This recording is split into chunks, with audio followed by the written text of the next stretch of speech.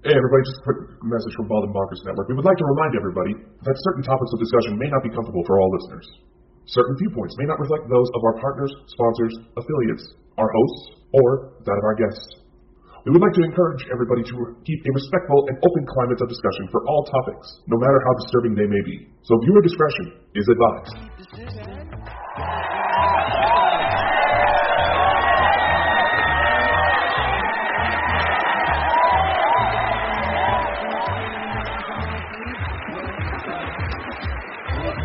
You know this world has gone insane. It is absolutely no secret. But tonight, Saturday night, you are about to experience the true measures of what that insanity can bring you.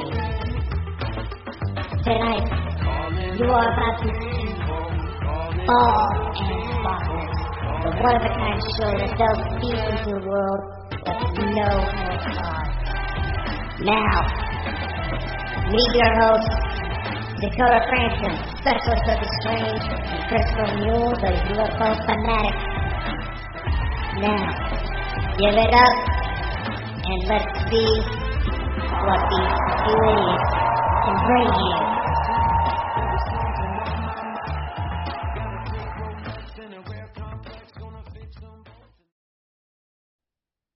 What is up, ladies and gentlemen? Welcome to Bald and Bonkers. It's finally Saturday. Time goes way too quickly, don't you say? Awesome. I can't get over that trailer where it says 2 idiots, you know. Yeah, no, that Honestly, seems I'm awful. just sitting there like, Popular. But look at the great people that's in the chat already. Ladies and gentlemen, we've got PWI, Spiritual Investigators. Sherry. How are you, Sherry? Hope all's well. We have Smith Family Paranormal Investigations. Who are they again? I don't know who they are. I'm only joking, Chad Linda. Don't come and get me. Well, maybe if they liven themselves up a little bit. My God. He said it, Chad. Oh, God. Ladies and gentlemen, we have got some amazing subjects tonight. And we've got some amazing stuff to talk about tonight. So how's your day been, Dakota? How have you been? Well, we were doing all right. Family was trying to do a bit of a yard sale today, but that ended up being kind of a bust. Yeah, did you sell anything? Was it like one car drove past? No, I only made $1. Let's just put it that way. You made $1! I made $1! What can that buy you now? What can a dollar buy you now? What can you buy with $1? Nothing, really. You know, the fucking cheap sodas that like at the grocery store I work at are 99 cents, and that doesn't even count taxes. Well, I'm choked with hay fever. It's kind of like it's summer here, and the pollen's everywhere. And, Yeah, no, I got shit going on too. But there is a couple of things. What's going on? Besides his soul to the devil, what the hell? No, that's not legit. That's terrible. You know, I'm not that horny. Well, Dakota, dance with the devil in the pale moonlight. You know? Is that all right, Jack Nicholson. What do you mean? What do you mean? You know what? You think I would actually know that version of the Joker? The Joker? My God. Well, that was before you were born. That was like, oh my God, that was a long time ago. I'm showing my age. Yeah, I'm 41 soon. Yeah, that's the Jack Nicholson version of the Joker. Best one, I would say. I'm not much of a Batman fan, but there are a couple things I do want to get into before we get started with today's show. Basically, today we had something in mind that, because there's been so much weird stuff in the news lately, we wanted to kind of do something that we haven't really done since the very first episode. Yeah. But basically, just kind of look at the weird things going on in the world right now. Just kind of talk about it. But there are a couple things, some fairly serious stuff that I do want to put out there real quick. First off, I do want to say, everyone keep Sherry in your thoughts. She's not doing so hot right now medically. Don't want to get too much into that. But Sherry, we love you. We're here for you. Me and Crispy Blow over here. What? What did you say to me there? That's just terrible, you know. Honestly, Well, I look think at your fucking name tag. See, honestly, ladies and gentlemen in the podcast world, I'll be looking for a new co-host. Change that back because I can't reach my laptop. It's too far away. I'm Alright. boiling. My window's shut. People are out having, because it was like a fair here, and they're making noise outside, and I can't have my window open, so it's annoying. And where's that? There's a second thing. For those of you who've been following the show for a while, you know that back towards Memorial Day, I did do like a little commercial, basically saying be safe because we are in the 100 deadliest days. I do want to give a shout out to Gooding Police Department. I say this because one of their deputies was recently in a fairly serious crash. Arm tore up. He had to crawl himself out of a burning vehicle. Good. Covered in diesel. Jesus. Part of his ear was cut off. Part of his spine was busted up. What happened? Would something crash into him? Or? Yeah, the investigation into the crash is still ongoing. I do want to say, please do be careful because, let's face it. Over here in the States, whenever the kids get off of school, the roads get terrible. That it's well known. Ask anybody within 911 circles; they can back me up on this. But the story does have a happy ending. He was able to tourniquet himself while blinded by diesel fuel, remind you. There was a nurse that happened to show up on time to help him keep sustained.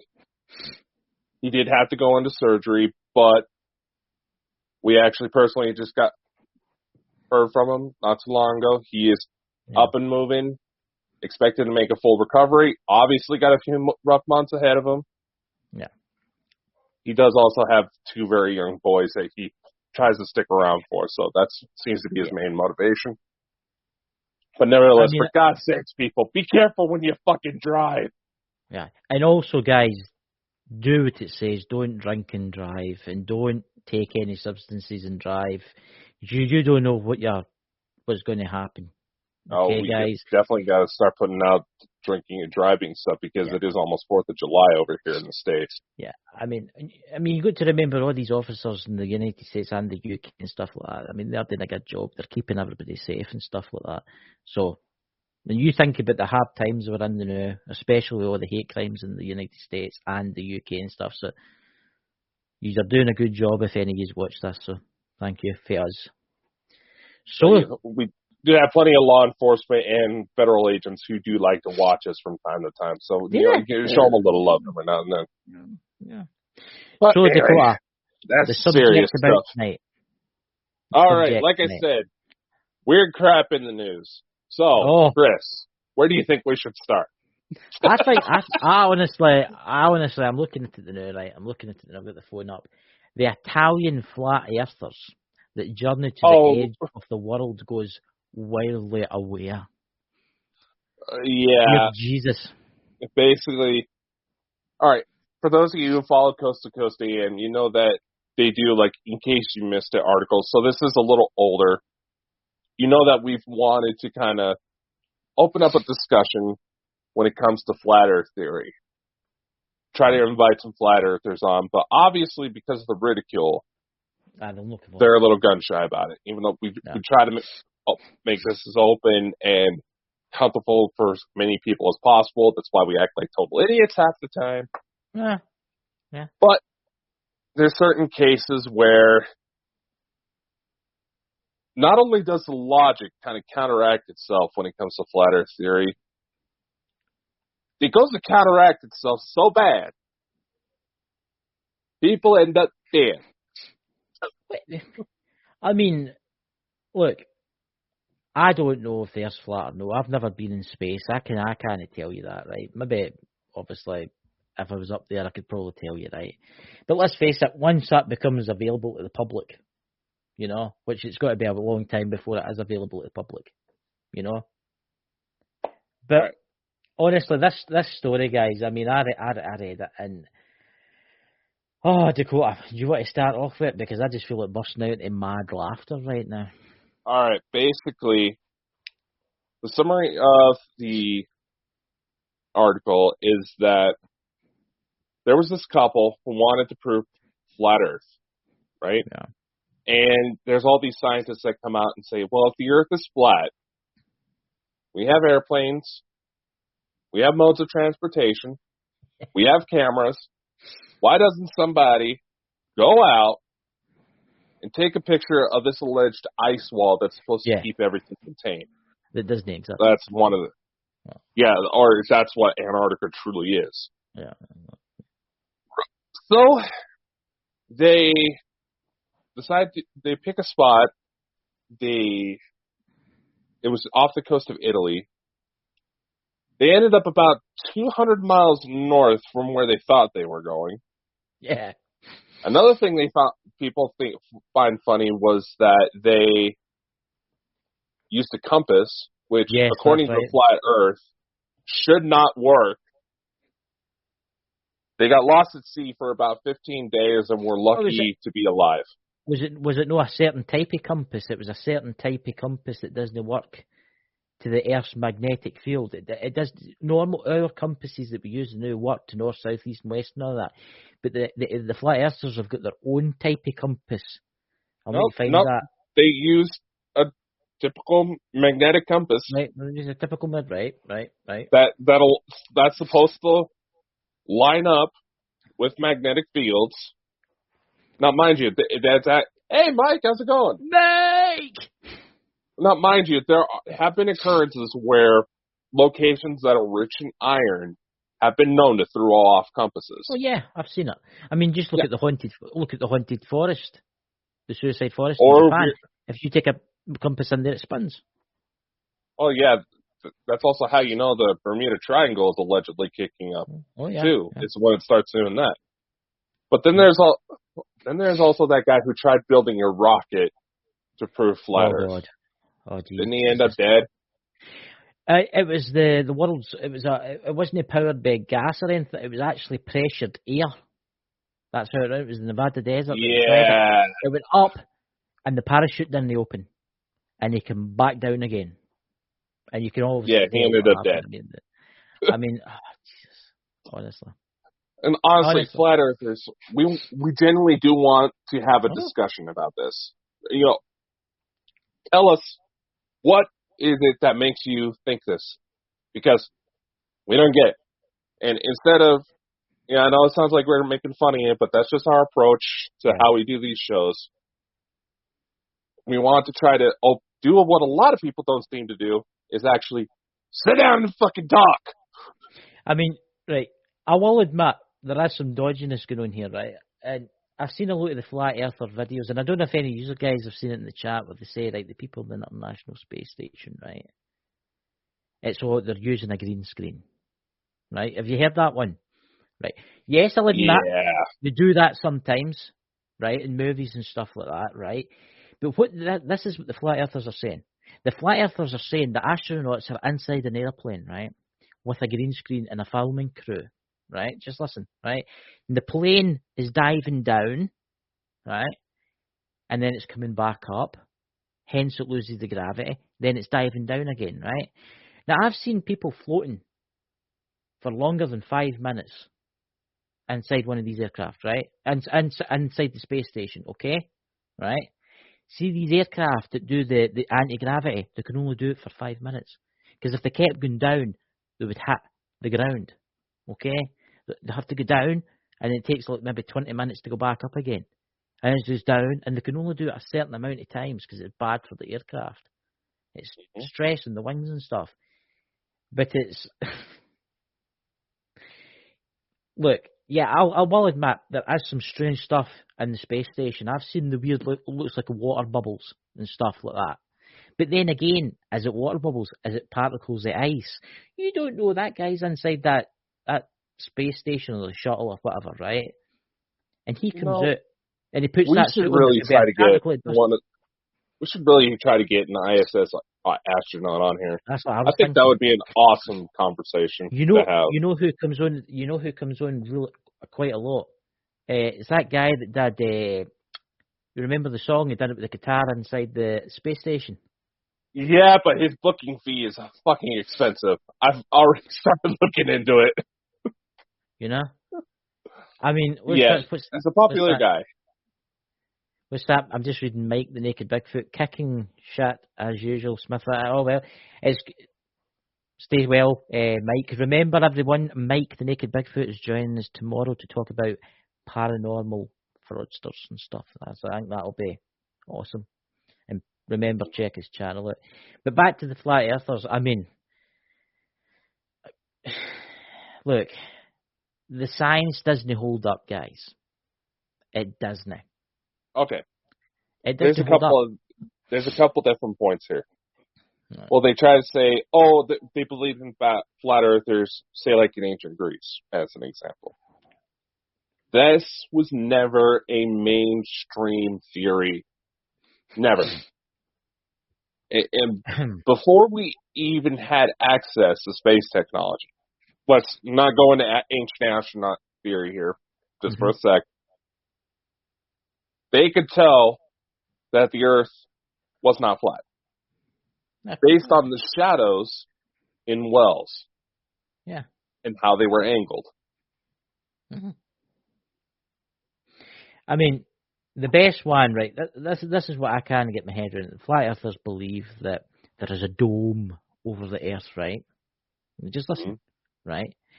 And the Earth is flat and there's a dome over the Earth, right? But every other planet in the solar system is round.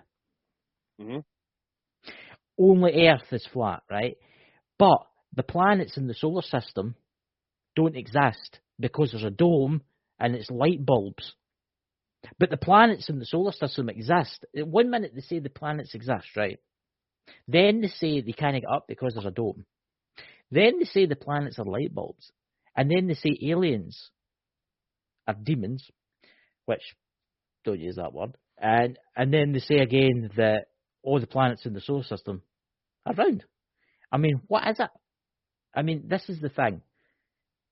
I honestly don't know where these people come from. And I'm going to say this to you now.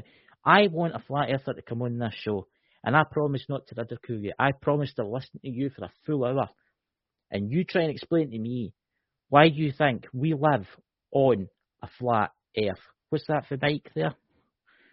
The Earth isn't flat. Shut. Next thing you'll be saying is that birds are real. My God. Oh God! Don't start that one. Don't start that one. Do you want to jump away from the flat Earth and go to the story about the birds in the deal? Why the fuck not? Because it's the basis for this entire little conspiracy. I fully believe started out as a fucking joke, but people in 2022, being people in 2022, took it way too fucking seriously. Or it's just a gag that went on way too long. But isn't the full logic for that little theory the fact that you don't see baby birds? Well, that's ironic you should say that, because there's a nest in my roof, right, outside my window. And I was out in the garden the other day, and I looked up, and what was in the nest?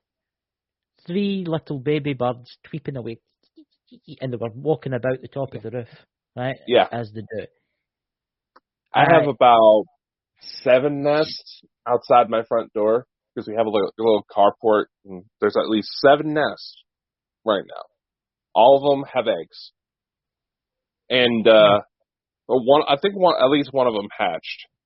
Well, because my head lines up with where the nests are, those damn birds are always dive-bobbing me, thinking I'm trying to attack the nest, when no, I'm just trying to get in my car so I can go to work.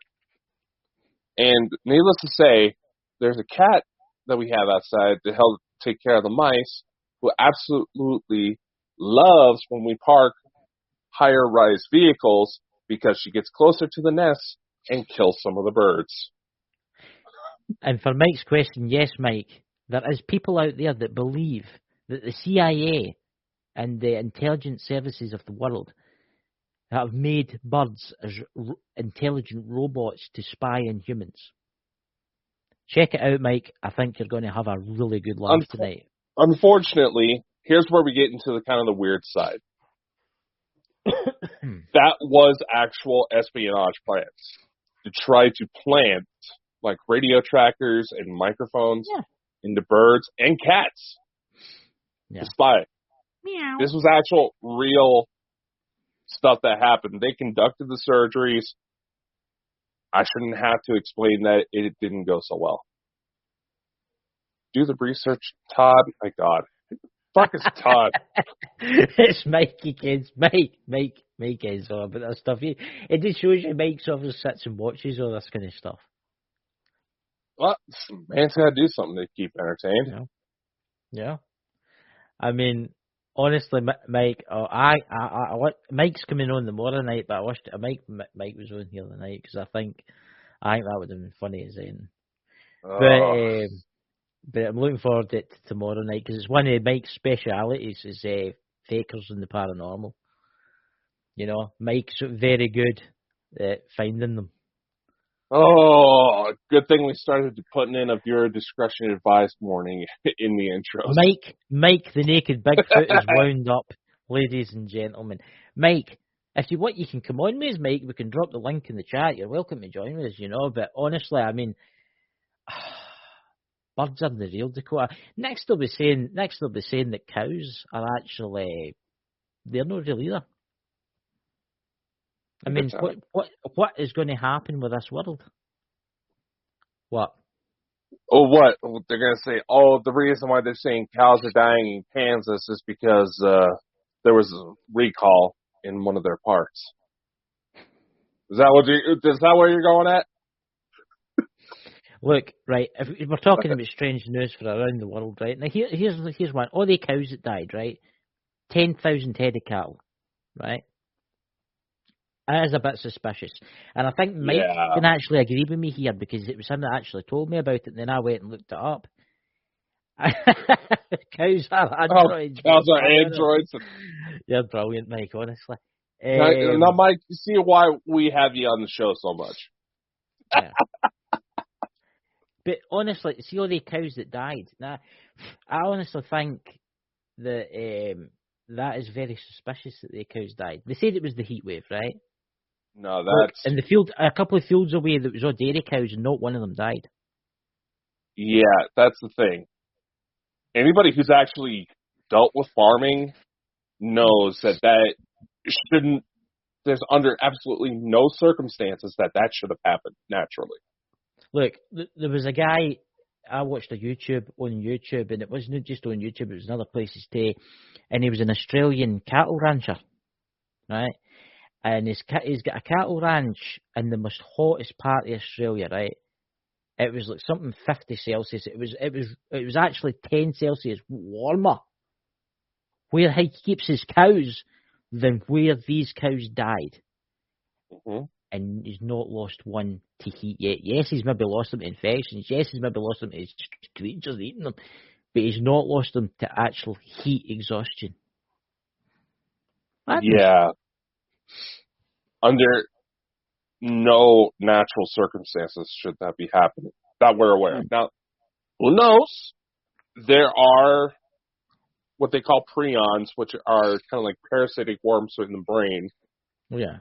You know, that are responsible for like mad cow disease. That's and right.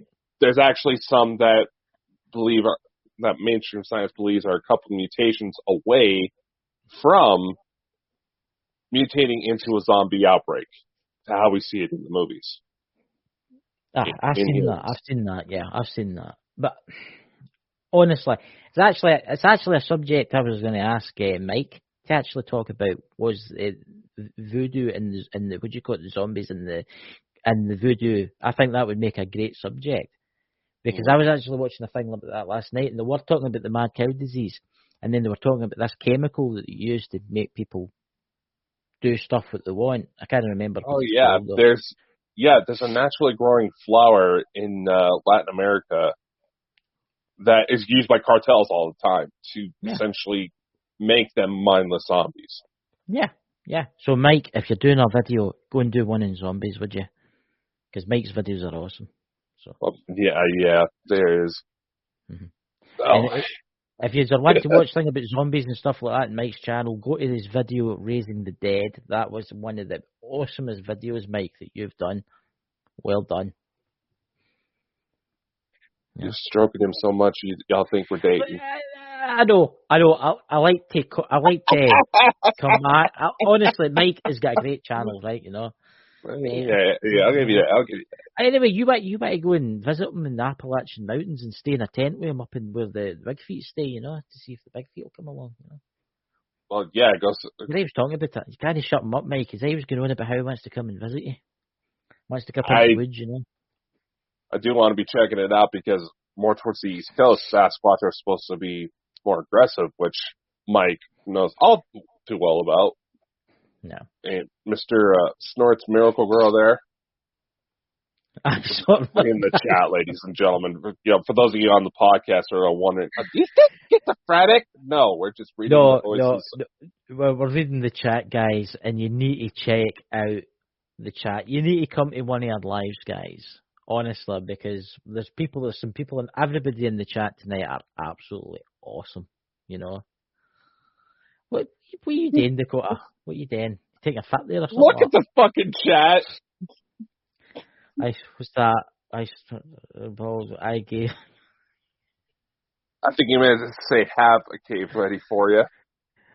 He's got a cave. I don't think you're thinking about I think you're thinking about the wrong thing there. He's talking like a place in the mountains that you can go into. No. I'm well aware. We have mountains here that are even higher than the Appalachians. He's got mountains where he stays. Everybody, you know. Yes. So yeah, we have them all around. That's why we have a fucking Bigfoot professor here, man. You met him. We had him on the show. Yeah. So Mike, he's going to come and visit you. And he's wanting to take you up into the mountains, and you have to show him a good time. I mean, show him the strange creatures. Ladies and gentlemen, we are going to be doing a live stream directly from Yellowstone. After which, don't be suspicious if you start seeing applications being sent out for new co-hosts. So what other strange news is there? What other? All right. God. All right, so let's go into the world of AI for a sec. Okay, go for it. Now, I saw this article. Now, granted, as a tech geek, I thought it was cool, but dealing with the supernatural, dealing with certain things that can come up, it's kind of messed up how they portrayed it. Interesting little fact for any Top Gun fans. For the new Top Gun, in order to give Val Kilmer his voice, because he ended up having throat cancer, they used artificial intelligence to recreate it. Soon, if you have an Alexa device, that technology will be made available. Holy God damn it.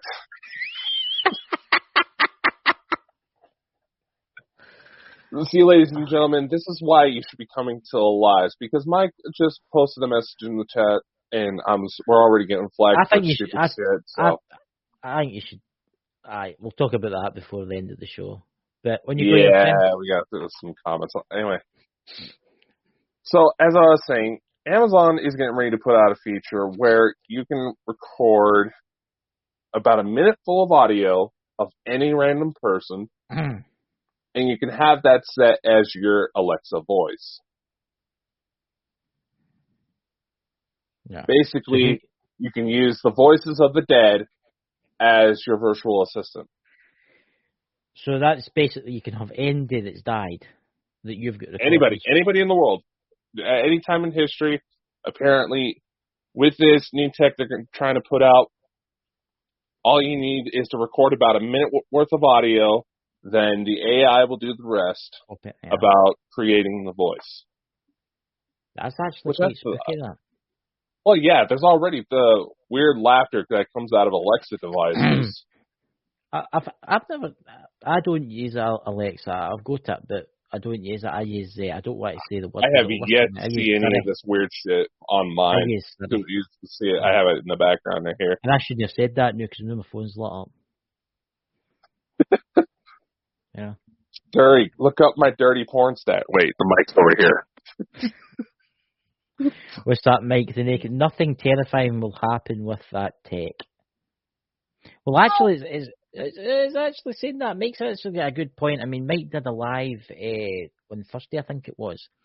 On Friday, I can't remember. Actually, check it, and he calls Ghost in the Machine. Yeah. Well, here's the thing.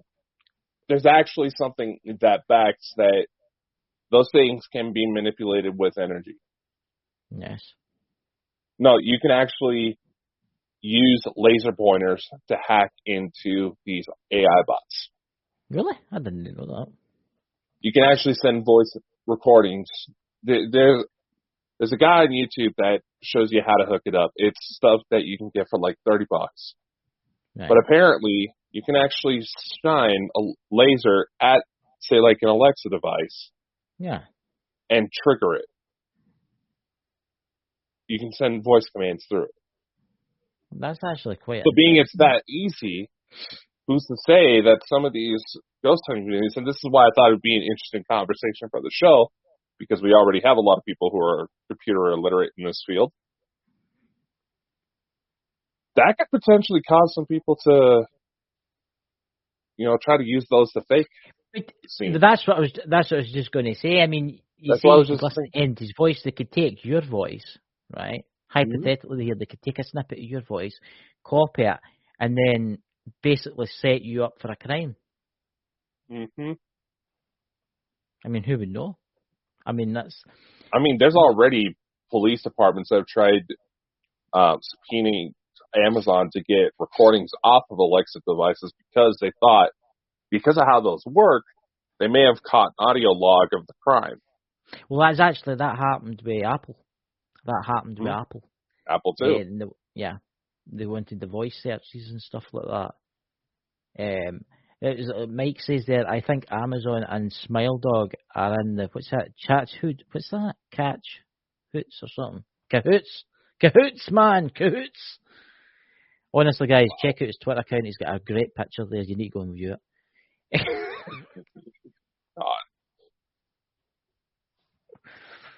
But it's scary. I mean, then you've got Elon Musk with this new robot. Yeah, the Tesla bots. I mean, where's it going to end? What's it going to be like in 20 years' time? Here's the thing. Even Elon fully admits that AI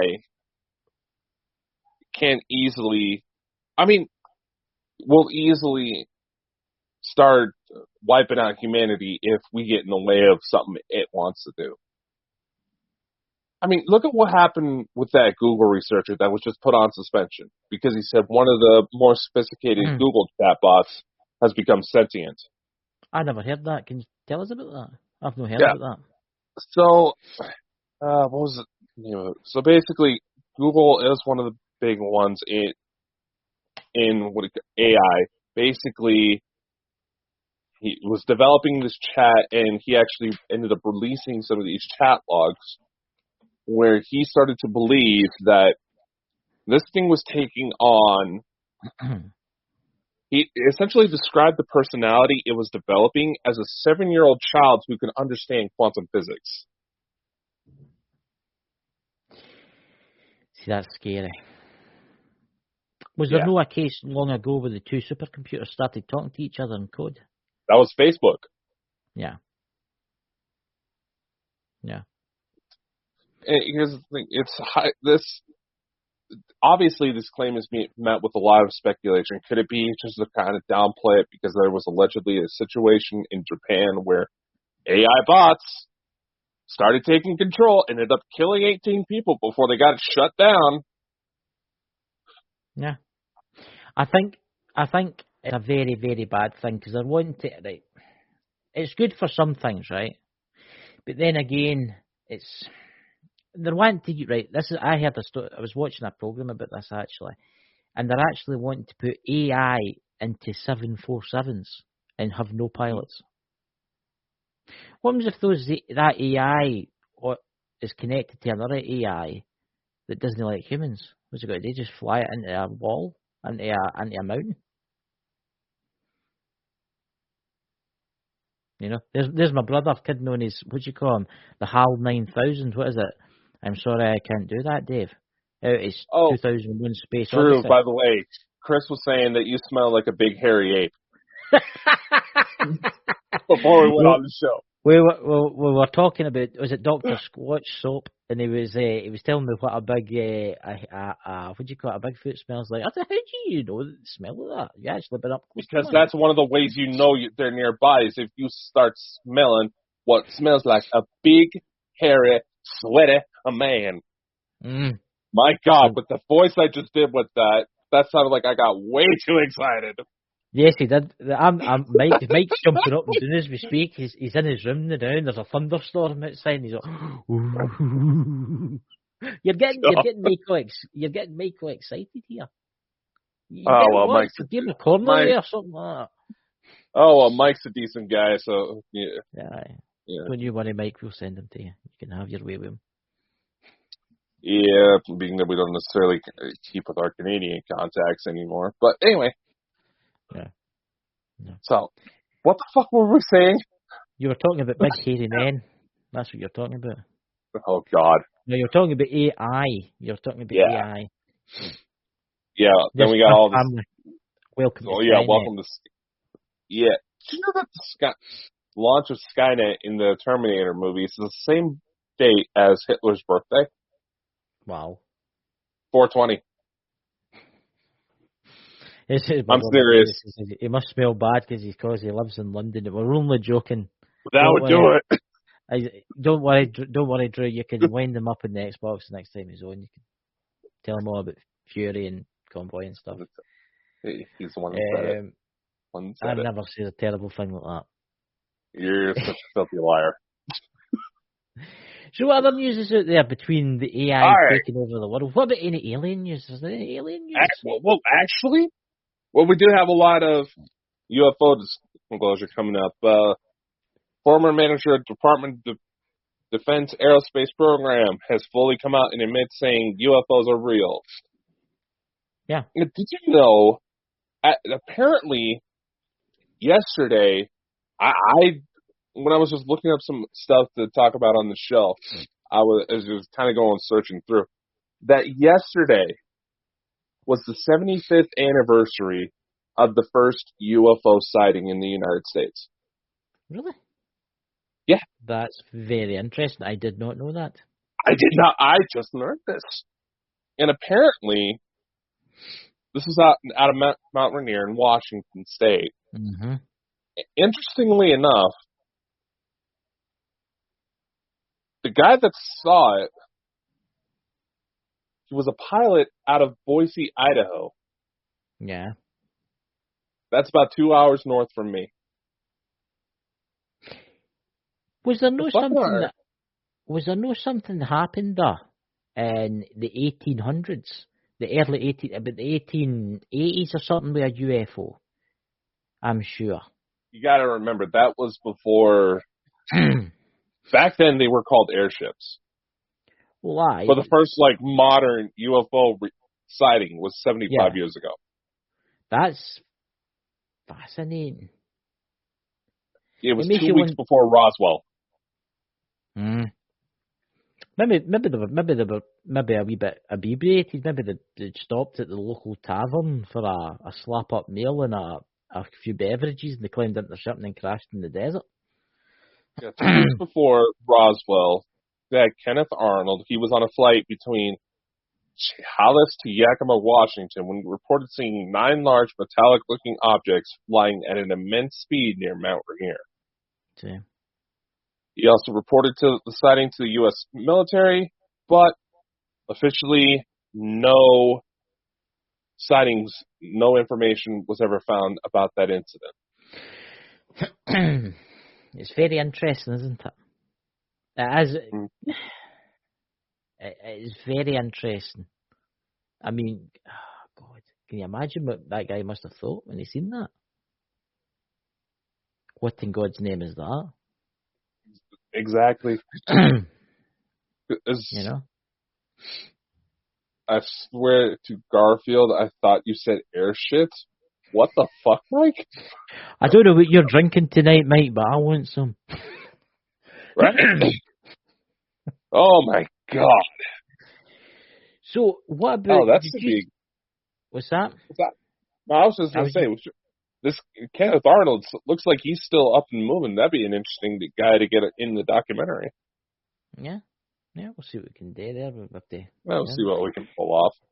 What did you think of that article that the Chinese government brought out saying about how they might have got a transmission from outer space? What is your thoughts on that? You got to realize... It's all dead now because of what's happening, obviously, with China and the world. Well, news like that. This is probably going to be something that we're going to go into a lot more tomorrow. When we're talking about frauds in paranormal field. Yeah. And I feel this is a pretty good segue. It's just that because, discovery of extraterrestrial civilizations would be the biggest scientific discovery forever change the course of human history. Now, obviously with China, big competitor, their version of the SETI telescope is fucking massive. It would look, now that I think about it, it would look a lot like the Tesla satellites, but massive. So it would not be surprising that they heard something for how that worked. I mean, you think about it. You think about how people say that there's so many extraterrestrials visiting us, right? And that we're no alone in this galaxy, and we're no alone in the universe. Can you imagine all the frequencies, whatever they're using? Because they will be using some type of communication that's passing by us right now, and we just don't have the technology to listen to it. Mm-hmm. That's actually one of the big speculations, to the Fermi paradox, which, for those of you who don't know, the Fermi paradox essentially states, if we are not alone in this massive universe, just take life on Earth as an example. We have such a variety of life that lives in a number of different environments. If we're not alone in the universe, and this universe is supposed to be teeming with life, where the hell is everyone? That's the Fermi paradox. Now, a lot of the theories is that we are still in a caveman-like state, technology-wise, compared to them. Well, we are, so who knows that they may have figured out something to combat the universe expanding. You think about it, right? Let's go down the Star Trek line here, right? What happens if we, like other worlds in this universe, right,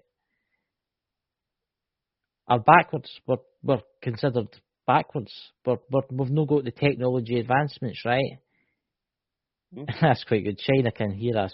That's actually a really good remark. Way in the Andromeda galaxy, right? I mean, you think if you're an extraterrestrial, right, and you're flying through this sector of the galaxy, right, and you see your planet, you're going to be like, oh look, there's an industrial world, right? Let's go and have a wee look. They'll look at us, and we'll be still burning fossil fuels, and we'll still be using certain types of nuclear. We'll be killing each other, and then they'll think to themselves, Jesus, we used to do that millions of years ago. And then they'll think, we'll have a look. So they'll come down, they'll flee about, you'll see their spaceship, and then they'll flee away home again. And they'll not want to land here.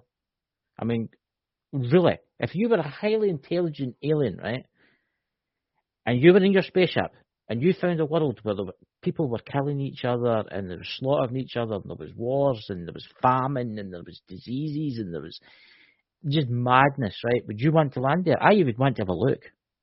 I would want to. Well, yeah, you would want to have a look. You would probably want to study it. Yeah, I'd want to study it. But it off. I would not want to set foot on that world until they were at the same kind of development state as I was, because they would probably shoot me or dissect me. Yeah, we could do a whole another episode involving supposed incidents like that, because kind of bouncing back to the China remark, Yep. Yes, we are global superpowers, well-known rivals. China has had a lot of interesting technological advancements come out of their way recently. Oh, yeah. The nuclear generator that was essentially a second sun for how powerful it was. Yeah, fusion reactor, yeah. Oh, yeah. So, needless to say, they're not going to want to give that to us. That's where, that goes into the whole fields of espionage, trying to figure that kind of stuff out, because they don't want it used against them. They built supposedly built this reactor that's a fusion reactor, and everybody kens that fusion's cleaner than nuclear. There's no radiation for fusion power, and I'm not talking about the razor blades. And basically, one fusion reactor, it's obviously hotter inside it than the surface of the sun, and it can produce more electricity than 5 nuclear power plants. And it's a clean form of electricity. You could shut it down, you could turn it off, turn it back on again. You could walk inside the reactor core after you've had it going for a little while, and there'd be no radiation. Oh, you just still get a pretty nasty sunburn from it. I wouldn't like to be inside it, because inside it's something like it's warmer than the core of the sun. I mean, it's like 17 times. Yeah, that's how the sun. A lot of people don't realize the sun is a giant fusion reactor, right? Mm-hmm. And that's what people are trying to do. They're trying to create a fusion reactor, and they were successful. But the thing is, China actually has to ban fireworks because of their pollution problem. Yes. It is terrible. Over there in Beijing, if you ever go to China, pray for rain so that way the air is somewhat clean. Because a typical guy going on his commute, just going about his day, going to work, all that, just breathing in the air, it's the equivalent of sucking down 10 packs of cigarettes. The pollution gets so bad that if they were to light something on fire, you may as well just fucking napalm Beijing. Yeah. You can't see the pollution's that bad. What's happening on the 5th of July? No, the 6th, the 5th. Something very special, Dakota, come on. So the it's 5th, to do with the Hadron Collider. On the 5th of July is going to be powered they're up. turning it on. And they're going to be activating it's going to be the most powerfulest they've ever used it at. What could go possibly wrong? The Mandela effect. Makes you wonder. You'll wake up with a full head of hair. I would love to get my Pleiadian locks back. You don't know. So, Dakota, what news do we have? What's the show tomorrow then? Because have you any more announcements you would like to make? Because we've got about, 15, 20 minutes left. There was kind of one remark that, just kind of add on to the China picking up signals from space. Here's the thing, though, a lot of people don't realize. When it comes, like the James Webb Telescope, it is more equipped to look into infrared frequencies. Why is that special? Yeah. Because with the expansion of the universe, the most distant galaxies right now glow red. Yeah. They look red to us because of how light shifting away and they're moving away. So the James Webb Telescope is going to try to combat that with adding a broader spectrum to it. Why do I bring this up? Let's take the Pleiades as an example. It's supposed to be one of the closest civilizations, most like humans. They're supposed to be essentially our galactic cousins. Yeah.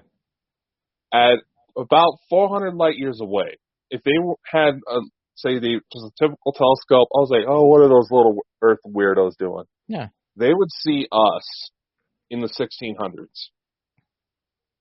Yeah. Without any need for technology. That is, so if the level of technology that they're saying behind these craft that officially come through space and time reach such a specific effect, our technology is not equipped to pick up those types of signals. It can't, because it doesn't know where to fucking look. Yeah, I mean, I'm just saying in the chat, we're live for a wee bit longer yet. We're no leaving just yet. Right. this is what I find very interesting. You talk about the signals, right? What happens if some of these signals aren't actually alien signals? What happens if they're actually just signals from Earth? That's actually been known to happen. Yeah, the signals are going out now. If you get in a spaceship now and you went to the very edge of our solar system, right, you could probably pick up transmissions Hitler, or you could pick up transmissions for the 1920s, the 1930s. How do we not know that we've maybe sent secret spaceships, right? Maybe we've sent secret satellites up there that we do not know about, right? And it's sending back maybe a frequency, or we're beaming frequency to that, and that light is long gone. And the Chinese don't know about this. And they're picking that up, thinking, oh, this is man-made, and it's a strange, it's numbers, and it means certain coordinates, and it means this, and it means that. But in actual fact, it's just an old satellite, or it's an old transmission. There's actually been incidents where we believe that any signals we picked up that may have looked man-made were just reflections off of other things. So possibly. Yeah. And Mike actually asking a question. Yeah, that's what I was going to say. Yeah. Oh. I was just going to lead into it. When it comes to like dark matter, they believe that may actually be regular matter bleeding through into this universe. Yeah. So while I did say that, yes, technically our equipment can't pick up these signals because the way how they travel, we don't have that capability to look in those directions. Who's to say that some of the stuff we do pick up on is stuff that leaks out? Yeah. Who's to say, like, let's take EVPs as an example. Ghosts are supposed to exist in higher dimensional planes, which means anything that would be like the size of this cup to us would essentially be the equivalent of the Atlantic Ocean, as an example. They could be screaming at the top of their lungs saying, yeah, all we would hear is, yeah, as an example. But here's an interesting, what happens if it's right, here's a scenario about ghost hunting and stuff like that. You're walking through a Victorian house, right, doing a ghost investigation, right? It's creepy as in, or dusty, falling apart, right? You see a figure walk through the room, right? What happens if that isn't a time slip? What happens if it isn't actually a spirit? What happens if it's just a time slip in the fabric of time and space? What happens to them? They're still in the 1700s walking through that house, going to their bed or whatever, and they look up and they see a strange light, and it disappears. That's you and your torch. To them, they think they see a ghost, right? But it's actually you. But to you, you think they're a ghost, but it's vice versa. What happens if some of this is just slips in time? Because let's face it, there's been reports that could you come back and haunt yourself? Actually, there are reports to suggest all of this may be a possibility. There's individuals who have had near-death experiences who later would have people frantically trying to get a hold of them because they happen to be in the location of said near-death experience. Thought they saw their ghost. Yeah. There's actually been reported cases of this. Obviously difficult to test. The individuals in question, a little bit shady, but in the event, it does lend some credence. There's also been reports of, say, grandma sitting in a rocking chair. She sees like 3 shadows walk into the room, freaks out. The shadows look like they see her, freak out. They leave the room. Grandma dies. Years later, a dude with a couple of his friends walks into a room. All of a sudden, sees a shadow apparition in grandma's rocking chair. There's actually been reports of this. So, who's to say? Yeah. It's scary, but it's actually mind-blowing when you think about it. I know. It's like, because the afterlife's meant to have no time, right? So a blink of an eye in the afterlife is like 100 years for us. There's nothing, right? Mm-hmm. But here's a question. I was watching that person we were talking about last night about the near-death experience women. And what happens if they say you plan your life? They say you plan your life, right? Mm-hmm. You die, right? What am I trying to say is that you're in the afterlife, right? You plan your death, right? Because that's what they say. They say you can plan, you can leave when you want to leave, right? But it's like time doesn't exist there. You see where I'm going with this? You see where I'm going here? Time does not exist in the afterlife. There is no time. You can go anywhere, you can do anything. Mike's probably knows about this, right? So you can basically watch how your life plays out in the afterlife, right? Right? But while you're living on this plane, this existence now, and the spirits that come to you, and you sometimes see, how do you not know that that isn't actually you planning your life? Think about it. Because when you die, you go back and you live through the life review and such and such and such. But it's like the human mind can't comprehend. What's your thoughts on that, Dakota? Because again, you're more. How do I put this? The whole no time in the afterlife. I have a problem with that statement because people assume time is a string, as an example. It starts at one end, ends at one point. Yeah. It's a lot more fluid in nature. It's essentially moves like water. Anything that moves around can affect the flow of time, things like that. When you go into higher dimensions where some of these spirits allegedly reside, there's more room for that to walk. Hence, they can move through any point in time and start moving into other potential realities even. Yeah. That's where a lot of that comes from. But you do have a point.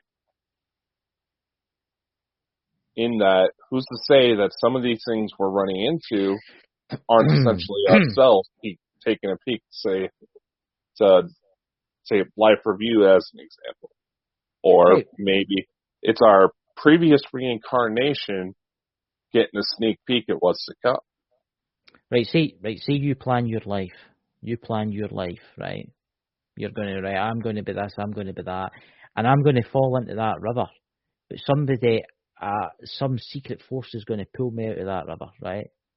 What happens if it's you that pulls yourself out of the river? Or what happens if it's a secret? The guardian angel that's behind you right now, or behind everybody, because everybody's got and I'm using the angel word there, Mike. Right? I know he'll be burning with steam coming out his ears and everything. Or the spirit guide. I'll just say spirit guide there. Could you, in theory, be your own spirit guide?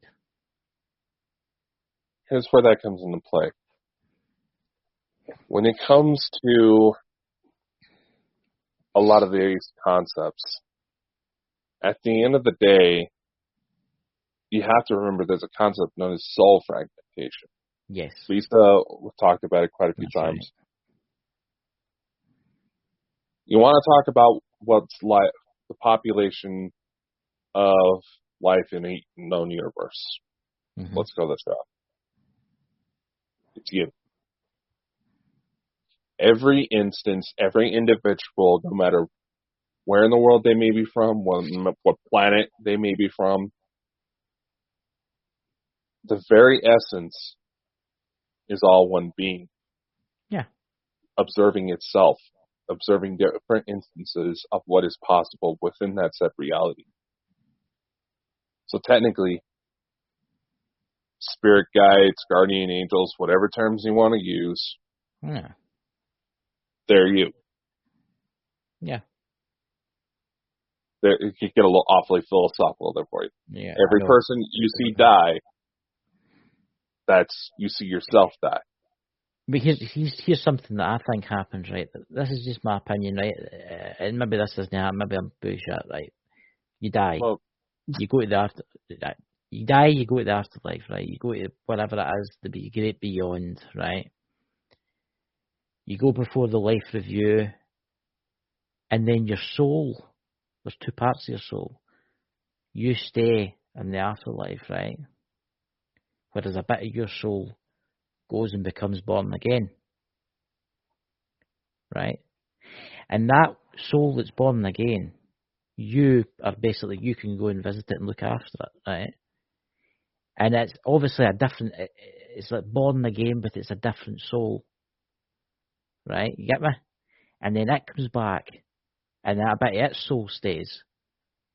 And the infinite, the great wheel goes on, it just keeps going and going. And the bit that's you're left, you go back to the source, you go back to the great source of everything. Mm-hmm. And to you, yeah, you are Dakota, you know everything. You can see this amazing light and all your dead relatives and all that kind of stuff. But you go back to the light, and it's as if you like uplink with it, right? And all your knowledge and everything gets fed into it. But then after that, you can do what you want. You're in the spirit world. You can do what you want. You can go and talk to your relatives and such and that, right? Or you can come back again. But a bit of your soul breaks off and becomes another new soul. You see what I'm trying to say?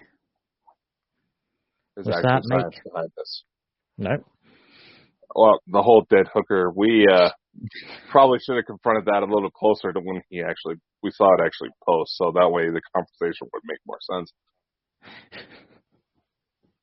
It's not that much out of the question. Craig Campobasso, MUFON, actually recognizes this.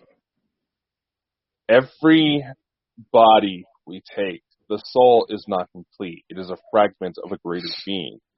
If the soul is, in fact, higher dimensional, let's use the soul as light analogy. Yeah. You focus too much light into one spot, what happens? No, explodes probably. Yeah. But spontaneous combustion. Yeah.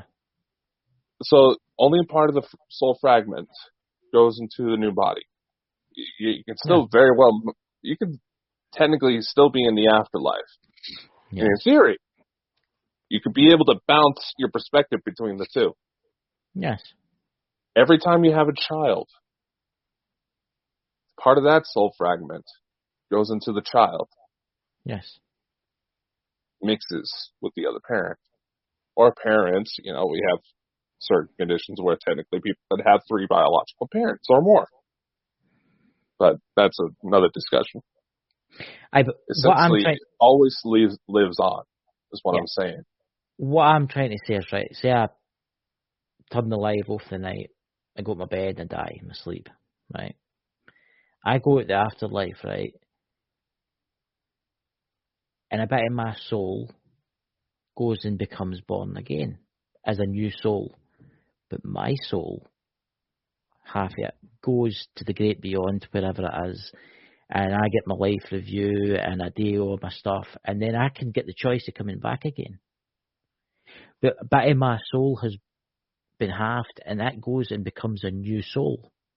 Because let's face it, we all have to come for somebody. There must, obviously, the human mind working here, right? Obviously, it's not powerful enough. Obviously, the soul never dies. You're right, Sherry. But obviously, more souls have to be made. So when, right, say the great universe, the galaxy, everything, the great creation, everything, when it first began, right? Imagine it set off in a certain amount of souls. Let's say it set off for 10 trillion souls, right? When that soul come back, this bit of the soul here can go and it can do its life review and it can meet its family members and it can decide and plan its own life again, right? Mm-hmm. But this bit of the soul instantly gets born again as a new soul, as a new soul, a first ever soul. Think about it. So when it dies, it comes back, right? And it's halved, and it can go and learn its life review and such, right? And its other half of the soul is instantly born again and becomes a new soul. But obviously, that half that you've went away the first time, you can come back again. But every time you die, a little bit of you gets turned into a new soul. So it's the infinite because the great beyond's infinite, isn't it? It will always be, and it will never end. Who knows what all of this became? Obviously, because we're human and we're not intelligent enough, right? Think about it. There'll be the extraterrestrials out there that are really, really old, right? That they think they know everything, but they don't, because everything is infinite. Mm-hmm. Or even that soul that breaks away goes into the alternate reality.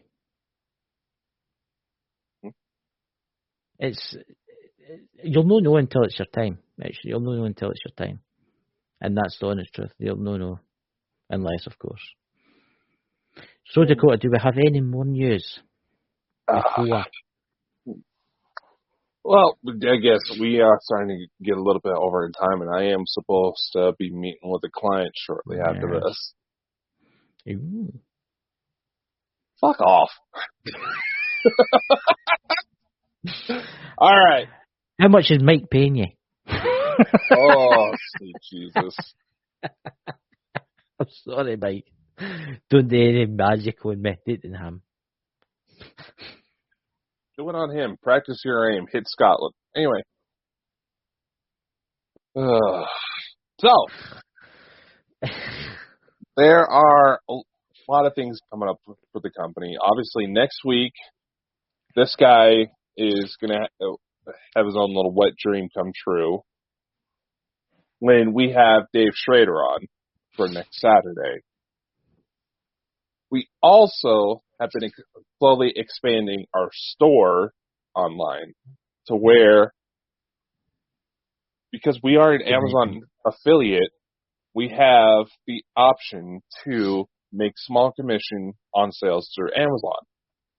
So we actually started listing some of the books from our guests in our store as well. Mm. We also have investigation equipment for sale. Well, so a lot of exciting stuff there. You can also, honestly, I've been meaning to ask you with this. The whole TV network, the TV network thing. What do you think of that? I think it's great. I honestly think it's great. The TV network's absolutely brilliant. It's one of the best ideas I think you've ever had. Oh, I thank you. And you gotta remember, technically, I am the big boss of the company, so I'm just here for the accent and the handsomeness. You know? And yes, Sherry, there are cameras on there as well. I was just adding some thermal ones to the store just before we went live. There's Mike the Naked Bigfoot. I would give him my left testicle. Oh my! Well, Mike, make sure you tune in next week. If you tune in next week, Mike, I'll give you a shout out when Mike's in the room, and I'll get him to say hi, Mike. Oh, I can already imagine that's going to be a fun show. Anyway, now, when you go, you're saying TV show, I think it's brilliant. All right.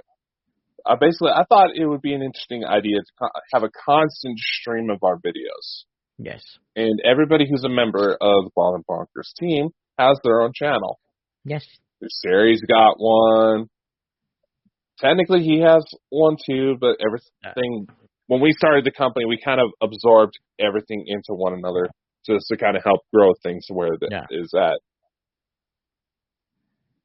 We are actually starting to lease channels, which means if you want one, we can help set you up. Yes. And that is actually available in our Shopify store to kind of help make things easier. It'll be a monthly lease situation. Cost you just a little over $50 a month, but you'll be able to embed it on your website. Your channel will grow as Bald and Bonkers grows.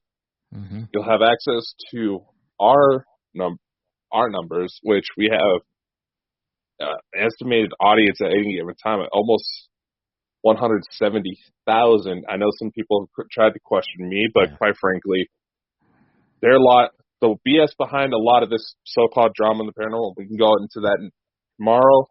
Mm-hmm. The only question that ever gets brought up to me when those come up is, who'd you sleep with that you pissed off?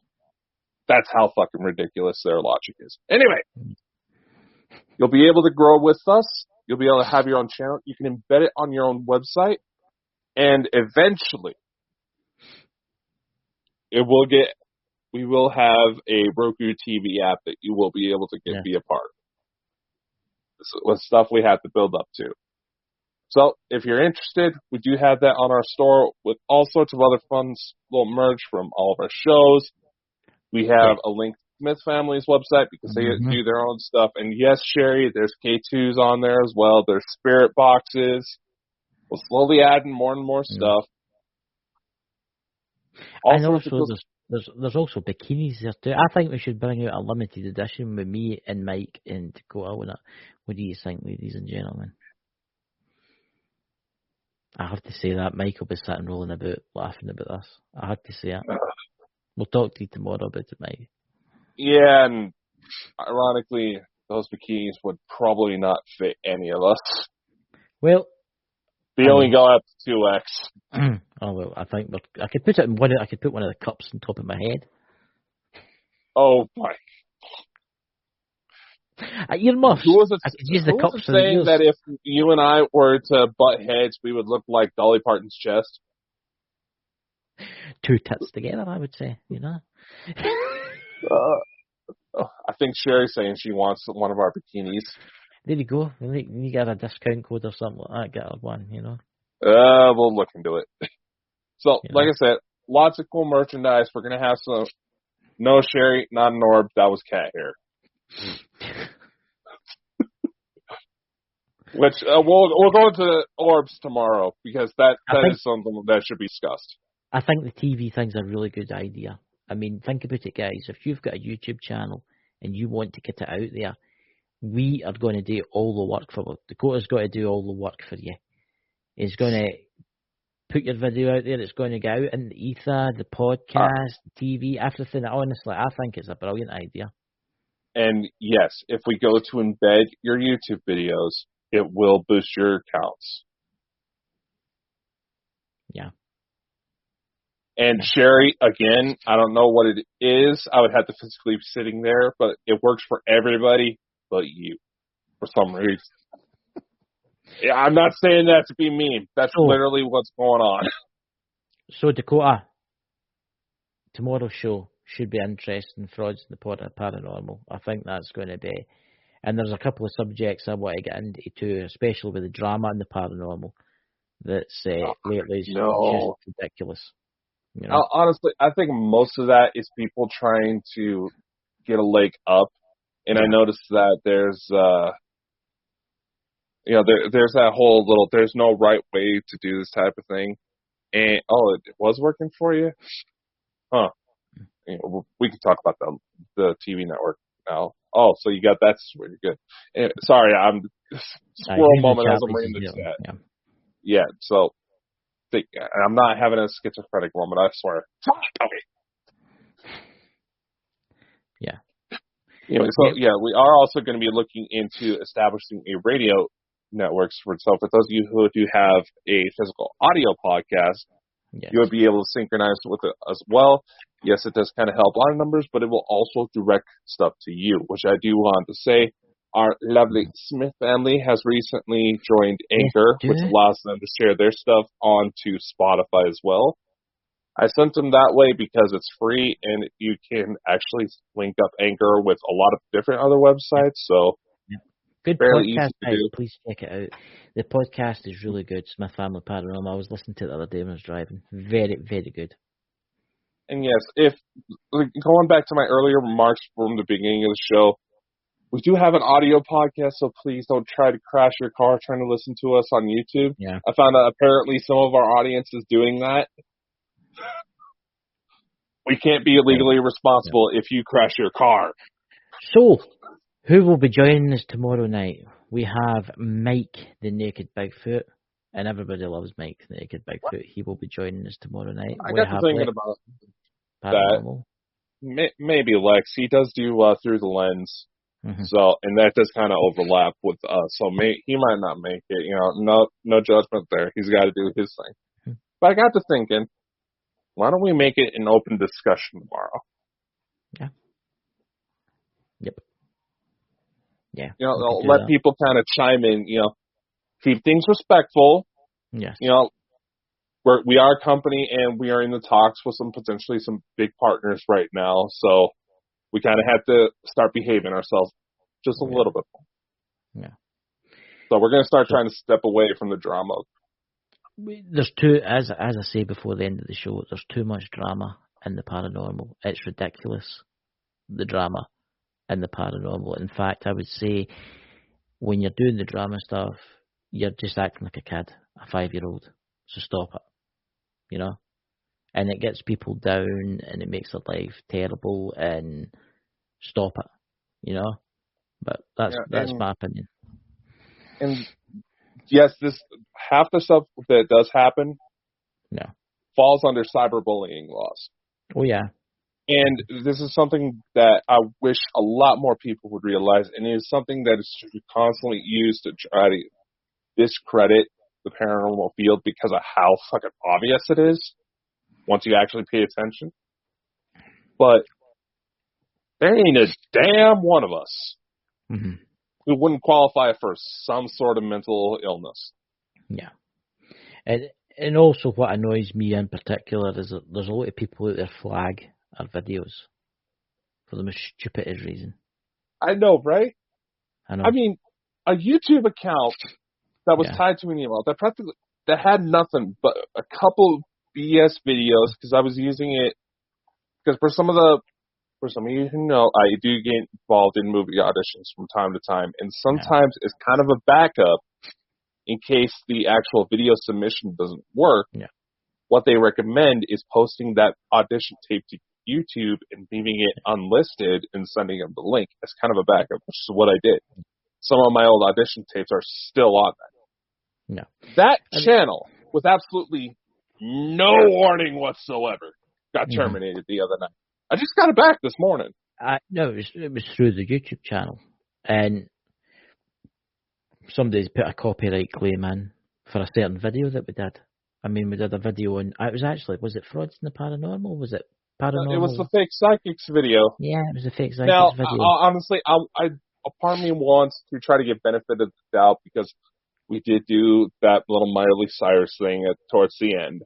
Mm-hmm. But I find it kind of funny because normally if it's a situation like that, YouTube would tell you roughly where the copyrighted material is, right?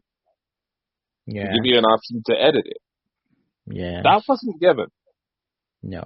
That's what I found suspicious. No, what I found suspicious was that it was somebody had put a copyright claim something in the video, but it wasn't that side of the video that we did. It was someone claiming because it was such and such. I'm not getting into it, guys, but it didn't work.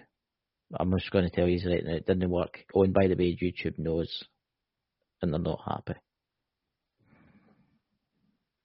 So like I said, I want to give benefit of the doubt just because we did get flagged by the Russians on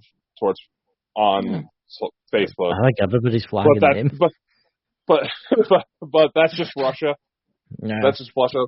Miley Cyrus. Yeah, we know we were reported, but we sent in an appeal.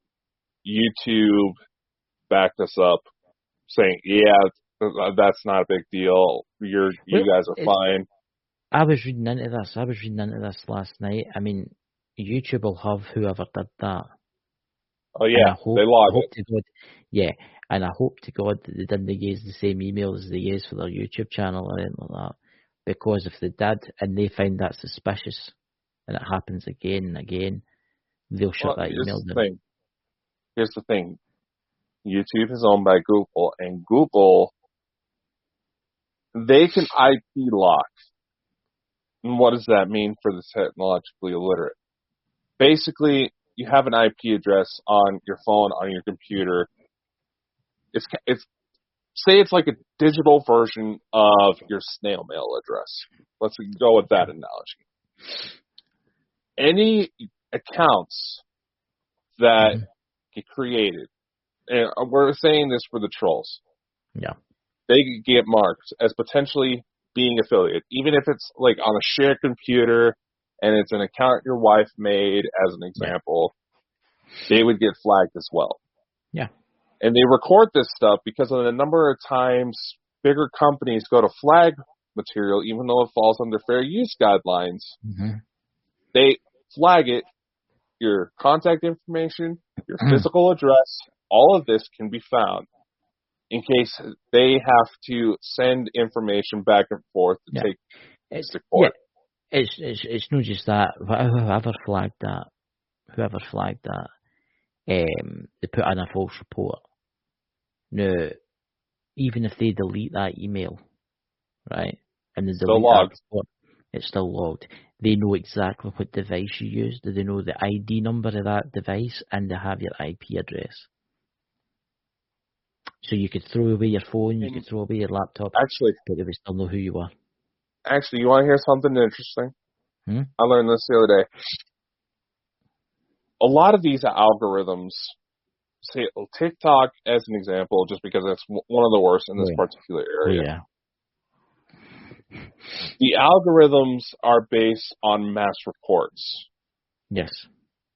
So, means basically if multiple people start reporting it at once, it usually will get flagged without actually any physical human being taking a look at it. Yeah.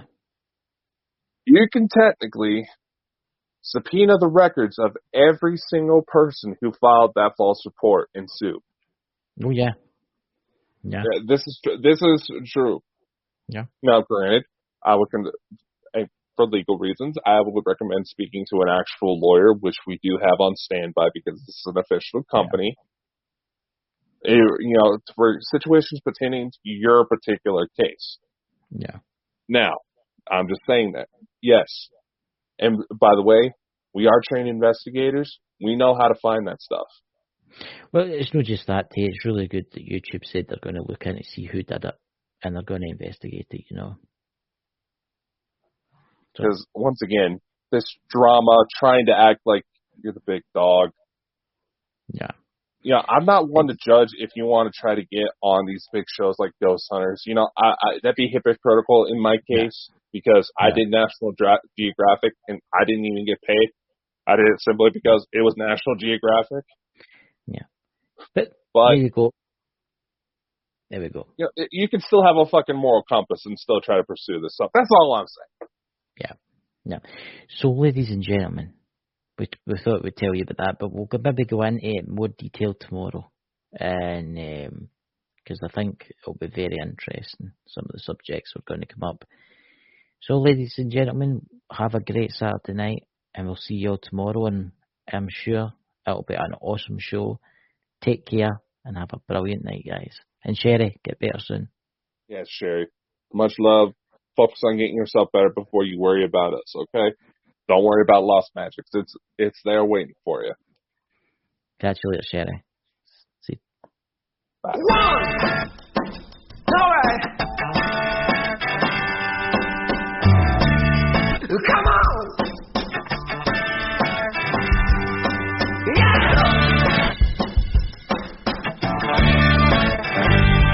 Here we go.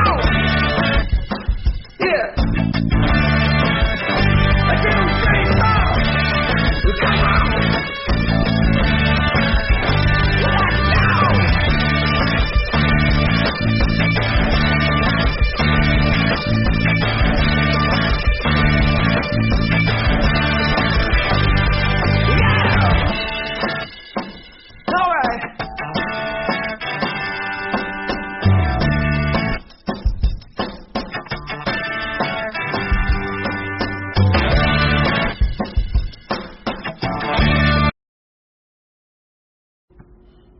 Hey everybody, just a quick message from Bald and Bonkers Network. We would like to remind everybody that certain topics of discussion may not be comfortable for all listeners.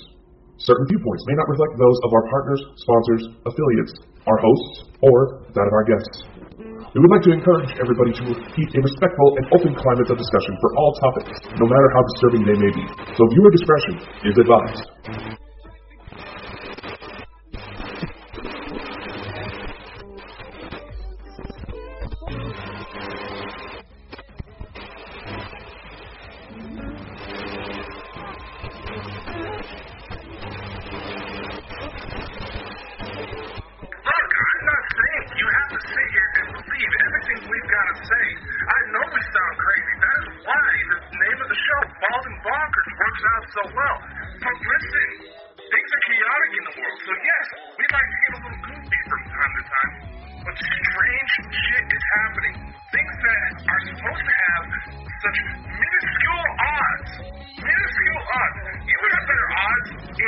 playing the lottery ticket and winning 10 times over than the odds of certain paranormal events taking place.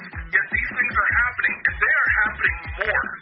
So we need to have a discussion. We need to have an unfiltered, unbiased discussion and get as many people involved to realize, hey, something big is about to happen. And yes, the world is chaotic. We know.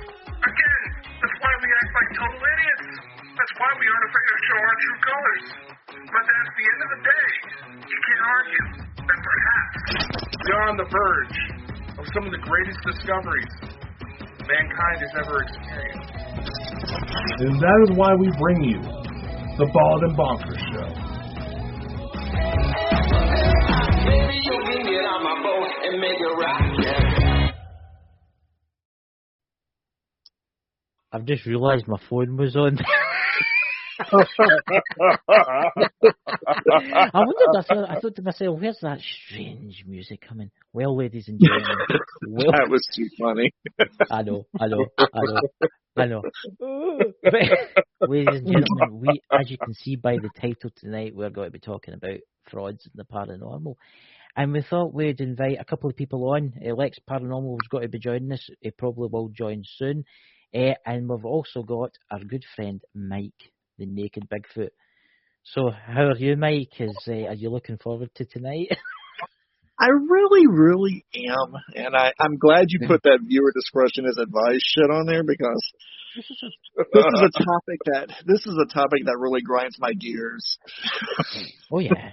Well, can something, Mike? You can speak your mind. You can speak your mind tonight. You can tell the world what you think of people. And you wonder why Lex isn't showing up. If he doesn't want to come, we have got Mike, the man himself. They don't want the naked Bigfoot stain on them. Yeah, I don't care, honestly, but Mike is awesome, so that's what I think, Dakota, how are you? You're sitting there all kind of like... Oh no, I was looking at Mike's face while the intro was playing. What did you think, Mike? Dude, I love the intro, but what was with the dude with the panda head on? That was fucking nightmare fuel. the panda head guy. It was supposed to be like goofy idiot, Yeah, no, that was like fucking Bunny Man type stuff. Can I ask you something here, Dakota? What was that with the kind of monster coming out the lake? It was like the Loch Ness monster with the two heads. Yeah, that was supposed to. I think the stock footage was labeled like Hydra coming out of the water in Greece. So, it was just trying to encompass the paranormal still, but keep it to the same talk show-esque theme we were wanting to do with this. So, without further ado, how do you want to start tonight? Frauds in the paranormal. What fraud? What biggest fraud out there can you think of? And I'm going to let Mike go first. Are you asking me that question? Yes, I am, Mike. Well, who do you think? Okay. Again, ladies and gentlemen, viewer discretion is advised. Go for it. People who know me and know of my show and know of my appearances know that I have one person who, okay, I'm just going to fucking say it. Zach Bagans is the biggest fucking fraud on the face of the planet. It has caused the most damage to the paranormal and parapsychological field than any one human being on the face of the planet. I'm getting this out of my system. It's pouring out of me now. And just recently, he tried to have another talk about his Dybbuk box that he bought and that he opened, and he got affected again by dark forces from this evil box. Okay, the guy that makes those boxes, and by the way, you can buy the Dybbuk box is a fake fucking object anyway. Okay, well, we can talk about why Dybbuk boxes don't fucking exist in the first place, but there are boxes that hold things that are evil. That ain't what they say it is. It was hype and it's Hollywood. Well, he took advantage of that. He bought this box from a guy who fucking makes them online. The guy actually went online and told everybody. He's come out and said, all these boxes are fake, so I make them. If you want to buy one, he makes them. They're great props. They look amazing. They're amazing props to have around your house if you like the horror themed house or anything like that. But he decided to try to Captain Douche decided to try to make it a real thing, and got millions and millions of people to watch and tune in as he opened it.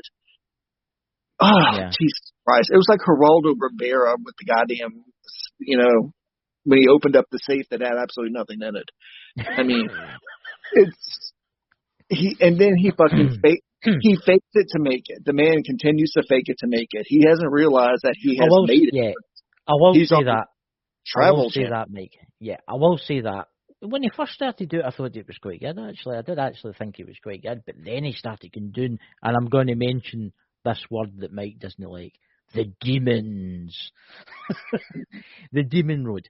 And it was like episode after episode after episode, and all it was houses that were possessed by demons.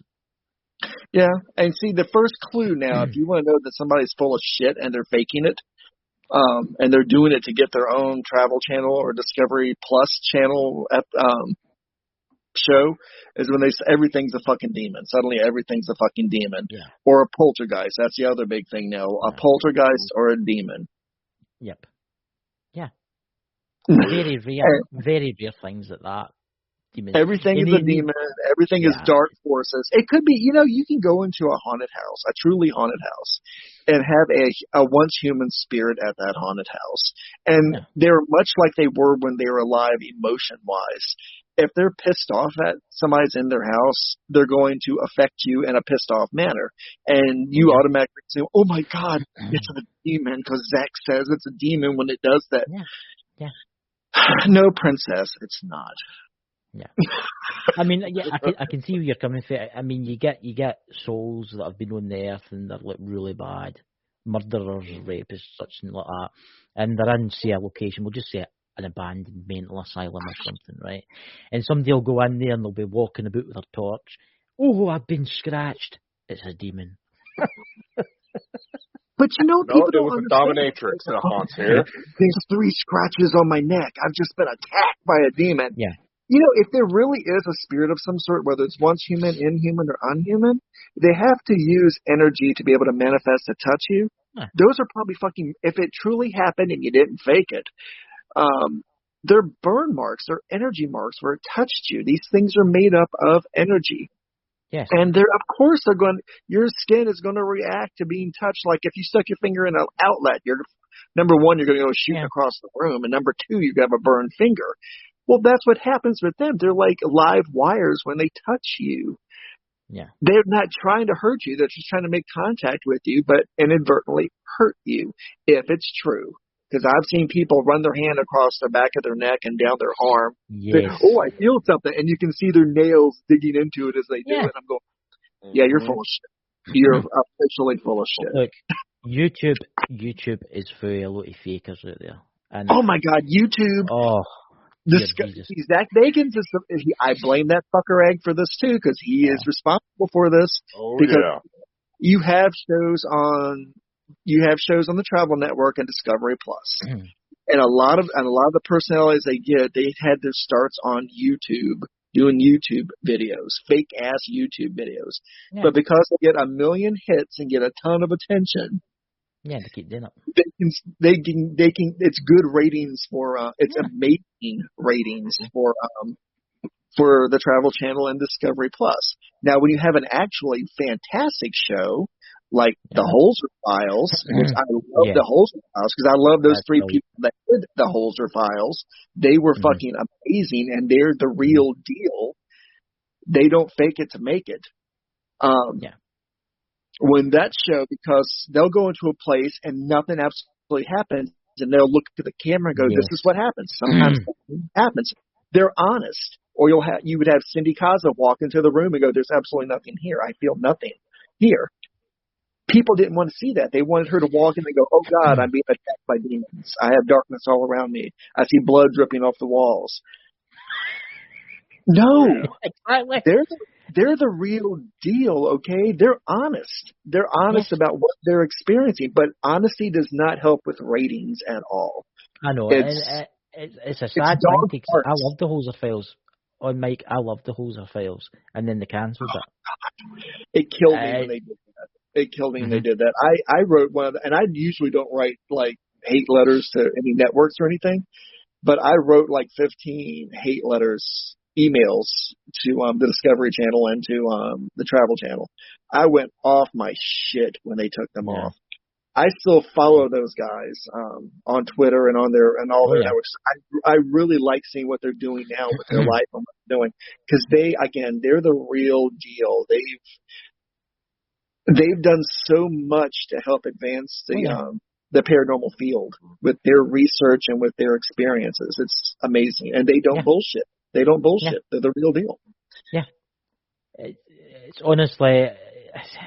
I would like to say there's people in the chat here that do like investigations, right? There's like Sherry, there's the Smith Family Paranormal, right? Smith Family Paranormal, they're brilliant. They'll go out and they'll do an investigation. They might not catch a demon with blood spewing out its mouth and stuff like that, but they do a real investigation and they don't get many views on YouTube. Okay, I mean, and I think it's got to change. That's the thing. Yeah. Because unless you're screaming like a little idiot running around in circles and talking about demons attacking your body, or I'm about to say something really bad that's going to get a lot. It's going. I don't care, but here it comes. Anyway, go for it. Yeah, there is a section of young women and older women too, who have entered the field of the paranormal. Which I think is for what they're doing, it's a mockery. They're making a mockery of it. They do it.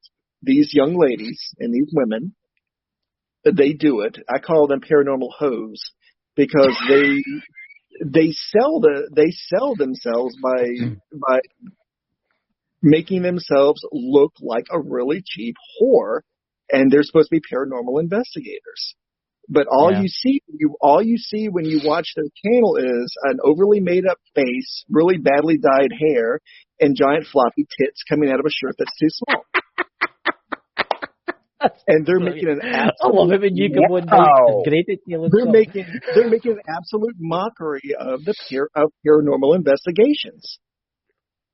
Yeah. Because they want to show their tits and ass. And they figure they can get all. They can get all. They can be the. Of course, they're going to get fucking views. It's tits and ass. Aye, so there's men tuning into that. No, to watch the paranormal, they watch them. That's the thing. Then they defend them. They'll go, "Oh no, don't hate me because I'm a woman and I'm in a field dominated by men." No, you're flashing you're flashing your titties and your lipoed lips. Okay, anybody who actually pays attention to this field knows there's more women. Yeah. But that is the most bullshit excuse, and I say it every time I hear that shit.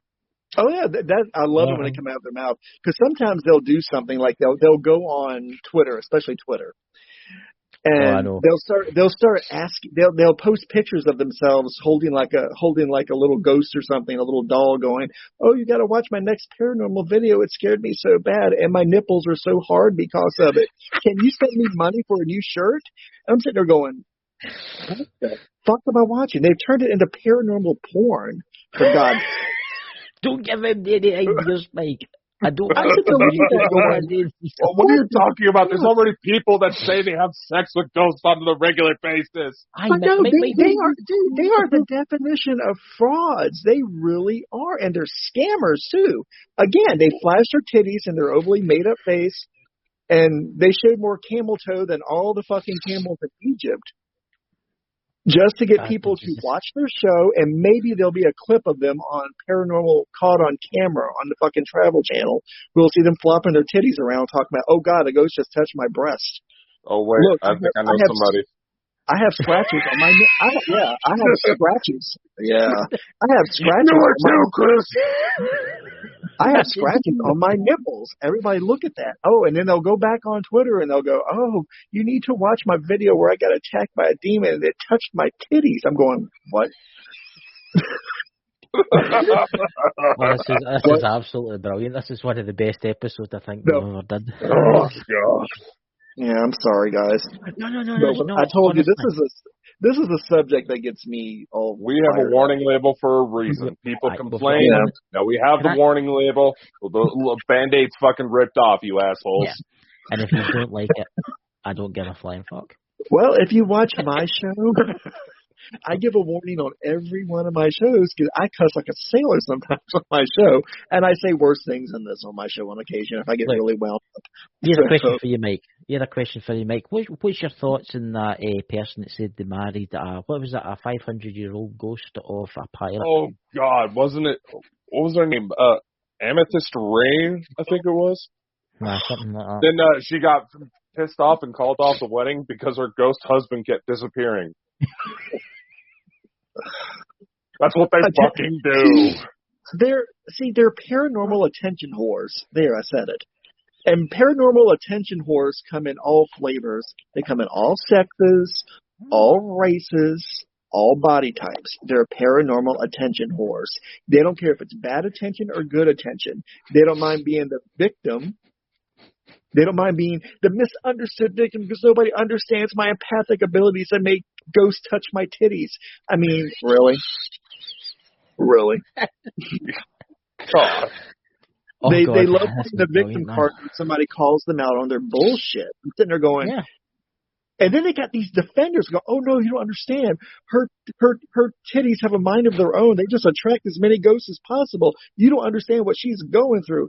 I kind of do because you keep sending her money so she can buy more thongs, so she can prance around in abandoned houses or prance around outside of Walmart saying she's being attacked by demons wearing a crop top and no bra. See, this is where Dakota's going wrong when he's doing his ghost hunting videos. Yeah, I said it.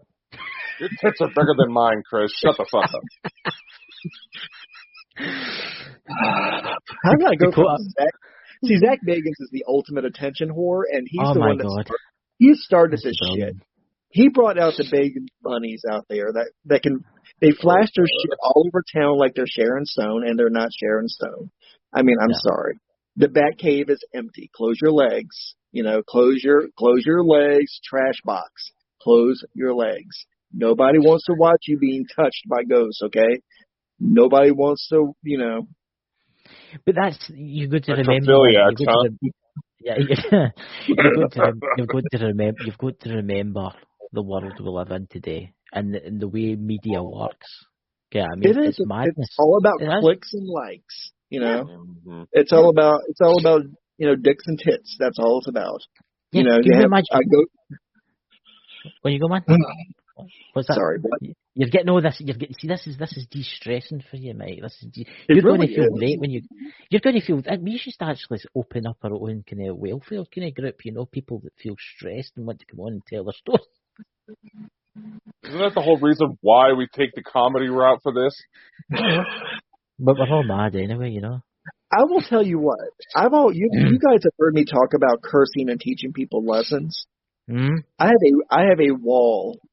Okay, there's only a handful of people that have pissed me off to the point to where I want to make a fetish of them and then fucking burn it and put giant titties on it and burn it because they just make me so mad because they're setting back the field 1,000 years. I mean, they really say their names. You can't take it seriously. Say their names. It'll make you feel better. When you go, I think someone needs to be added to this, but. Say the names, Mike. You want to. Say the names. It's not as if they can come in. Well, we all know one of them is Zach. We all know one of them is Zach fucking Bagans. I mean, I hate him. I mean, I'm sorry. If I had the time and energy, I would pick it outside of his haunted museum. Yeah. Which I heard that a lot of people get dysentery when they leave there and don't eat the donuts because I hear they constipate you. But I hear things. I've heard that too, actually. It's a rumor. So you can't sue me for a rumor. Oh, God. Oh, dear Jesus. I don't know. Right. Anyway, Dakota, what's your thoughts on the fakes and the paranormal? Well, this shit already went off the rails before we even fucking started. I do believe there needs to be some sort of measure to actually quantify this shit because so many people are trying to take advantage, and I get the logic behind the no right way to ghost hunt line that gets tossed around. But there's some people I can't tell if they're genuinely trying to fake it or if they're just fucking idiots. It's a combination, dude. Yeah. But you have to tell them their titties are not dowsing rods, okay? They're not. If they start moving like that, we got other problems. Yeah. Oh my god! I think Look at my arm. Oh my god! I think I've got to drop the Indeed in a minute by laughing. But honestly, can I hear a question for you, Mike? In all your years of experience in the ghost hunting, can you ever tell us any stories where you've actually met fakers? Yeah. I actually met them. It was in Mobile, Alabama, as a matter of fact. God. I'll tell you what, you'll get some of the best, but you'll get some of the best people that they fake it for money. They said when it was. Whenever I would travel, I know you could hear the banjos playing, dueling banjos in Mobile, Alabama. I'll never. I had some moments in Alabama. I mean, that place, if there is a hell, that is hell, Alabama is. But I'll shut up about that. That's a story for another day. But when I would come into a town, I never charge. If I'm always called, I would always, when I was being called in to help consult, and I was in Mobile doing a consultation at the time with a medium. She was a psychic medium, and she was having a very bad time adapting, working through her gift, and I was there to help her.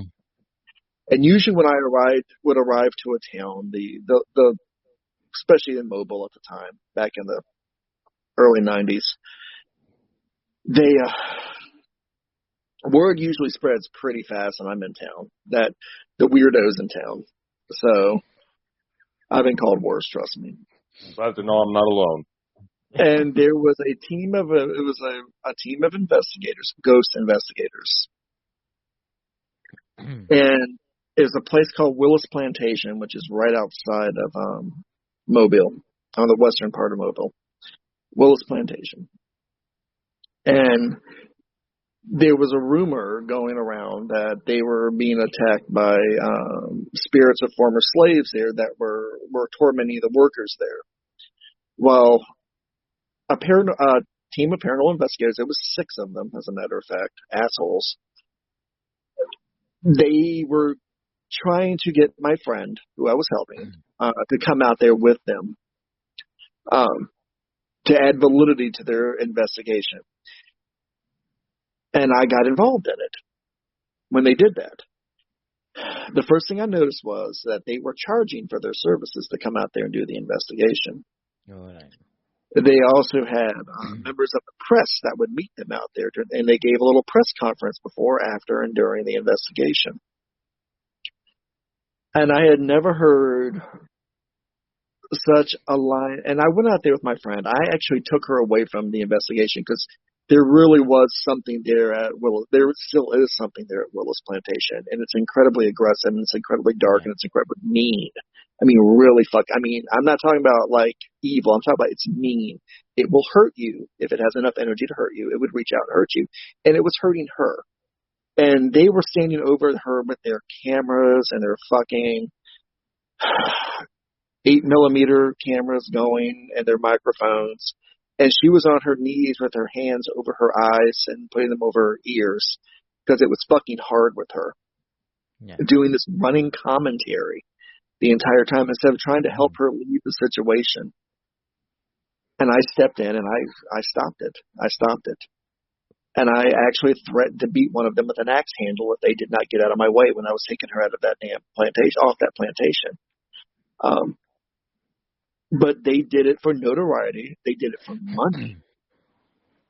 They did not do it for research's sake. They took advantage of an incredibly gifted young lady. Didn't care what kind of pain she was experiencing and going through. They just saw an opportunity to, in the future, make more money off of her and to further their own reputation. And I did everything in my power to keep from catching them on fire before I left off that plantation. I really, really did. That is disgusting. It just shows you that what people will bow to. Dude, they'll Fame. sacrifice. They sacrifice their own credibility, but they also sacrifice the credibility of those around them too. They don't care, Yeah. and that's what makes them truly dangerous. Very true. Is that they don't care who they take down with them, or who they leave their shit stain on. Because a lot of these people that are frauds, they are walking, talking shit stains, and if you do deal with them, you will walk away smelling like shit. Well, I went from tits to shit. Look how that worked out. I know. You went for One hell of a fetish show. Thousand rods, and now we're talking about this. But it just shows you what people actually do and how horrible people actually are. What They are. Okay, I mean, They're Jack absolutely Bagans, he's a winner. He's worth millions, right? You think of the money that he's made through this, right? Well, you think of the money some of the YouTubers do. When you go, Mike? And see, a lot of YouTubers that are on there now, I actually, there is on YouTube, I'm not going to use any names. I don't want to get into a fight. Well, I don't fuck it. I can get into a fight with them. They're actually in Florida, and they're considered I know, surprise. They're considered the godfather of paranormal YouTube. Right. That everybody comes to them and kisses his ring. And he promotes them and helps them get more followers until they get monetized and quote unquote famous. And he's one of the biggest fakers out there. Him and his shit team are one of the biggest fakers out there. But there's so many people who literally sold their soul, sold their credibility to kiss his ring and he would show them how to fake it to make it. And he would promote their fakery for a piece of the action. He would do it for a piece of the action. And if he bursts into flames tomorrow, I think it'd be better for YouTube and for the paranormal world in general. So you'll need to send me the link to his channel so I can visit. Oh, I really do, dude. And I think you probably heard of them too. But they've got literally a terrorist hit squad. As soon as you mention the name, they dive on you like fucking flies on shit, stink on shit. They're all over you, and they will crush you. His people will do everything they can to crush you. But he's the fucking, and when I say the godfather of paranormal YouTube, I don't mean that in a nice way. Okay. Yeah. I mean, he's the next best thing to a fucking paranormal mobster. So, yeah. And again, if you don't kiss that ring, he has nothing to do with you. Well, something, the way the universe works is, he will get his end in one day, because one day he's going to be exactly the same as everybody else. He's going to have to pass on. The bad thing is he has enough ring. He surrounds himself with rings and rings of stupid people. Yeah. Who follow him, and that he will sacrifice them. They'll sacrifice their credibility, their honesty, to protect him. They'll throw themselves in front of the bullet, in front of the knife. They'll take it. It just makes no sense. He's bordering on being a cult. I swear to God, he's bordering on being a fucking YouTube cult. Yeah, but there's loads of them. It's not just him. There's famous people, obviously, Zach Bagans. But you just need to look at the UK version of Ghost Hunting, and it was Most Haunted. Now, come on, you ever seen that shit? That shit is the biggest pile of piss I've ever watched in my entire life. And I'm sorry if anybody's listening to this that you're a fan of it, but I'm sorry, it's shit. Yeah, that Ghost Hunters International stuff was such bullshit. But if you look at that team, the Ghost Hunters team, look how they broke up, because you had members of the team who actually wanted to do actual research into the paranormal, and then you had other members of the team who just wanted to fake it for the clicks, likes, and the money. Yeah. And they ended up breaking up into separate groups because that tore them apart. And see, that happened to Zach Bagans too. He lost members of his team in the beginning too, but he decided to go. He went the Hollywood route too, and he lost people like Nick Groff. Who I like Nick. I love he's Nick. a great guy. Yeah, Nick is an awesome guy. And I saw in the beginning, I thought when I first saw him with that bunch, I thought, you know what? He's too good for them. He's too good for them. And he's proved me right. He's still too He's good. doing his own thing now anyway. He's doing his own thing. Get what I mean? And he's making it in life. Get what I mean? I mean, Dakota. It's honest. He's doing it honestly. He's doing it honestly too. He's not showing any tits or anything. But see, this is the thing. This is why this community is so unfair. People that do everything right and people that do everything the correct way are treated like shit. They don't get many views. Huh?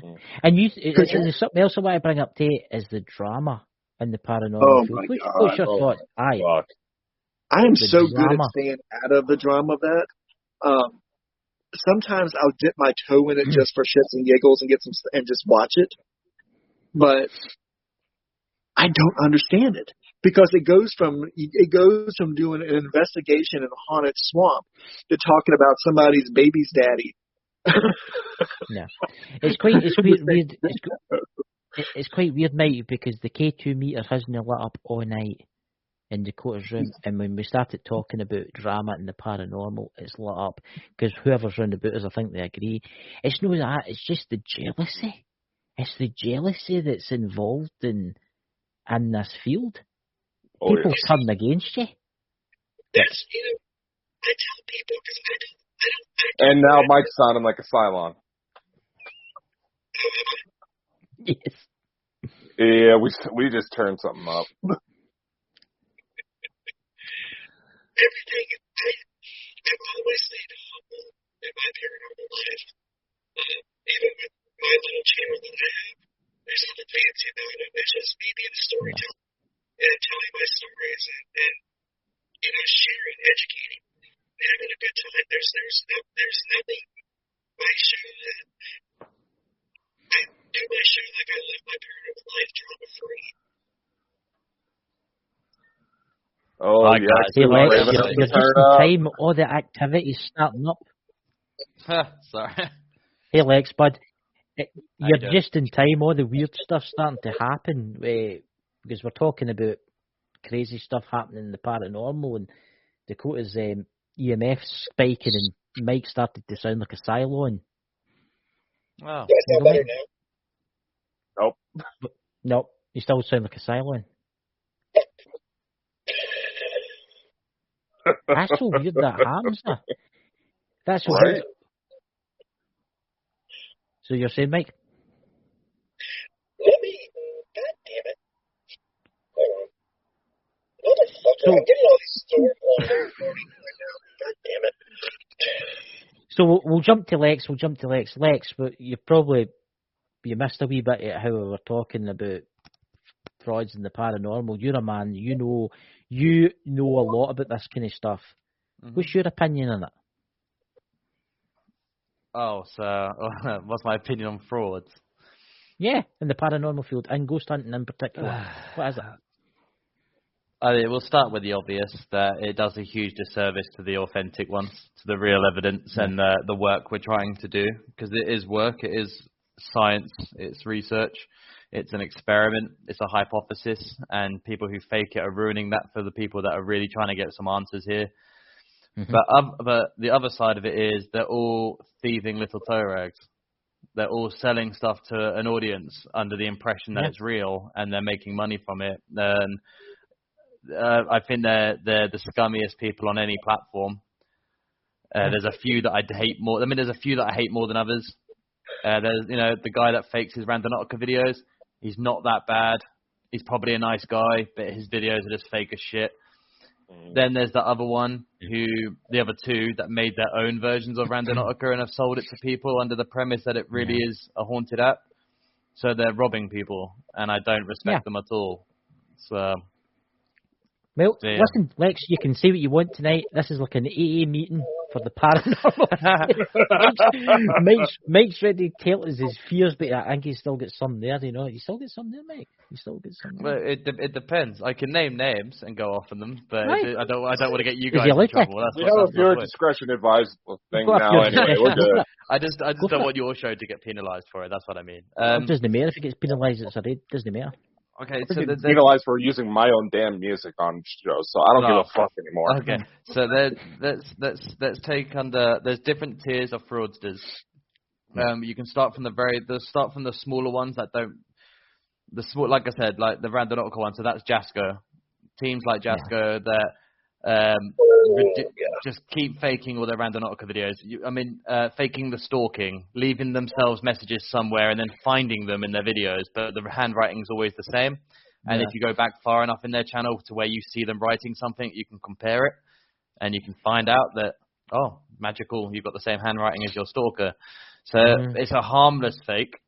They're not. He's obviously getting monetized from YouTube, most likely, but he's not. I don't think he's selling any products on that basis. I don't. Omar Gosh TV. Oh, don't worry, I'm coming up to it. Don't worry. So that's what you would call it's a harmless fraud, right? Does it discredit us? Yes, but it's Randonautica, and everyone knows it's fake, so no one cares, right? It's a harmless fraud. Then you move on to mediums and people, fake mediums and ones who charge outrageous amounts of money to tell people what they want to hear. And I think that's a disgusting trend. I have nothing against real mediums. I've met one tonight spoke to one tonight who's fantastic. So I'm not against mediumship. I am against those that are using it on especially TV ones, where to apply to go to the show, you have to fill out a form that is then given to the host of that show, and they just oh, is there a Jason in the crowd? Yeah, you know there is. You read the fucking form. All right, you're just bullshitting. So I want to go to one of these shows. I want to write false stuff on it and then get called out and then correct them on stage. And then be like, well, unfortunately, the bit you read is what I made up, and that'll prove that they're reading off a sheet or someone's feeding them information. So I want to try and do that. I don't know if they'll ever let me on one of these shows because they know that I publicly talk about it. But so again, and that's where I draw that one I think is really disgusting, because you're robbing people in person, telling them stuff about family members who have died, and they believe it, and it's really upsetting for them, especially when they find out it's not real. Like I saw one where a medium got exposed, and a woman who had been there, who got over her grief because of it, was then reignited with this grief because she found out everything she was told was false. So I think that's bad. But let's move to the ones that everyone likes me talking about, Jody Dean and Omar Gosh TV. Oh, yeah. Now I will differentiate. There is a differentiation between the two. I think Jody Dean is the worst person on the. I really can't stand him as a person from what I've seen. I don't like his work. I don't like his ethic. I don't like his behavior. I don't like him as a person. Omar, on the other hand, I think he comes across as he's a nice guy. I don't know any of them personally, obviously, but Omar up here comes across as just a guy who knows what he's doing. He knows his business. However, he is still stealing from people. He ripped off Randonautica to make an app. He's got merch that he does all this stuff, and he's selling stuff as a fake, and I don't respect him for that. If he'd have come out and said, bear in mind, he's been debunked ages ago. We did it, I did it, Shape did it, all these people have come out and shown you how they fake videos, and now it's up to the consumer to realise, stop buying into his bullshit, but a lot of his viewers are really young. Dude, those fucker eggs just won't stop. I mean, no, he won't. It's a cult. He's got a cult. It's a fucking cult. I really think it's a cult. Unfortunately, Florida has played with them. Yes. Which is a shame, because I'd love to go to Florida. I have a couple of friends there. Wouldn't want us. I think it's better than one. There's no point investigating anywhere in Florida because it's all been tainted by these fucktards. Well, isn't there a group in Florida that investigates naked? I just can't stand. So Omar, I don't have too much of a grudge against as a person. I have a grudge against him for what he does to this community. But Jody, I think is. When I kicked off about Jody Dean publicly on Through the Lens, was I found a video of him sitting on Shanann Watts' grave with his back against her stone, and that turned my blood cold. I was so fucking angry when I saw it that obviously we spoke about it on my video, and I was like, not only are you using something, yes, Netflix profited off of it. They did a series on it with permissions of the family, I'm assuming, to make that documentary. He doesn't have permission from the family to do what he was doing. And to sit on someone's grave and rest on it like you fucking own it makes you the most disgusting person I've ever seen on the internet. And bear in mind, I've seen a lot of horrible people on the internet. I've seen someone get beheaded on the internet. I would put him up there with them. Is that bad? Because you're degrading someone's fucking family. I know someone who knows that family, and we know they weren't happy with these videos that were going out. I'm contacting the family. You're not. You're just profiteering off the tragedy, and you're a dickhead for it. And this is what I can't stand now. And the trend that these people have started by, especially now, I think Huff is one of the worst ones for it as well, where they constantly, like, as soon as someone dies, the same day there's a video of someone, I'm contacting them on this portal. And I was like, you're full of shit, man. I have no idea how these guys have respect. I don't know how people respect these channels. Who was the one? Was it the guy that did the boxes, the ghost boxes? Was it? He contacted Michael. He contacted Michael Jackson the day after he died. Yeah, and if you use Necrophonic, by the way, I got told that he's a developer of it, so stop using it. Yeah. Mm-hmm. Like, I deleted it off my phone. Like, I don't care that I paid for the app. I've deleted it. I'm not using anything made by him because it's already discredited. It bounces right back to Steve Huff. So yeah, so it's again, whether or not because I spoke highly of Necrophonic for a long time. I said that I didn't say it was perfect, but I said it's the only one I haven't been able to debunk yet. And that's why I was using it. I'm now no longer going to use it because I know that he had a hand in developing it. And this is a dude that was taking ASMR clips off of YouTube and just overlaying them through his own box backwards. Like, fuck him. I'm not. There's so much dishonesty in this field, and keep going, man. Keep going. This is like an AA meeting for people. Just get rid of all this negativity. It's people. And these hey, Lex, people what do you think about the women who go out there and flash their titties for the paranormal stake? What? I've never even heard of this. What? Remind me to send you some links to some paranormal. Mike will tell you all about it. Yeah, that are making some money right now off of it, and they flat. I mean, you should see them. They are such. They wear barely any clothing to go on a investigation, to get likes, and at the same time they're doing the investigation, they're begging for money. So this fucking rinses me, man. Like, everyone knows I don't get any money for doing this.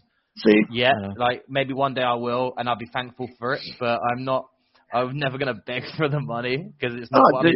I'd use the money to buy more SB7s in case I break one, buy more batteries, pay off locations to let me in. That's what I'd use the money for. But I'm not gonna beg for it.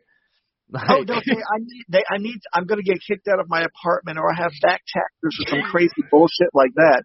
And they're dressed up like the whorish version of Pennywise the fucking clown. Okay? And they're doing that. I mean, they're whoring themselves into the paranormal community to get money to pay for all this fake shit they're making up. One girl in particular, she faked the death of her brother to pay, so she could get money to quote unquote pay for his funeral.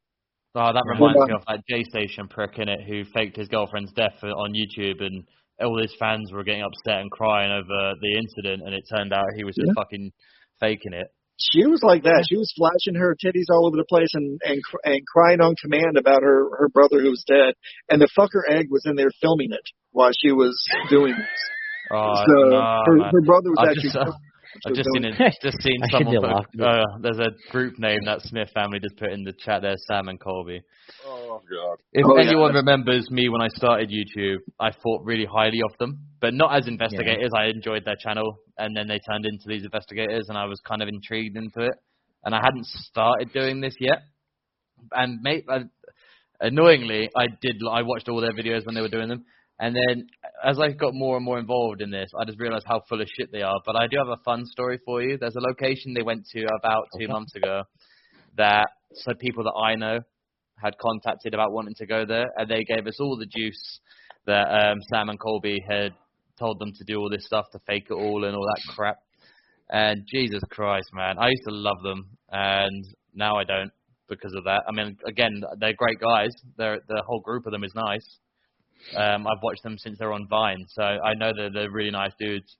But again, they lose a lot of respect from me because they're faking stuff. Mindseed is another one. I grew into Mindseed.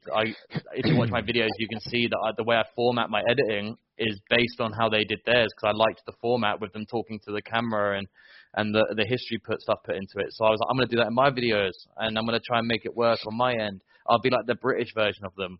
And then it turned out that they're full of fucking shit too, and I'm sat here and I did a video. I did like a top 5 paranormal channels of 2020 or something like that on New Year's Eve, on my first year of doing YouTube.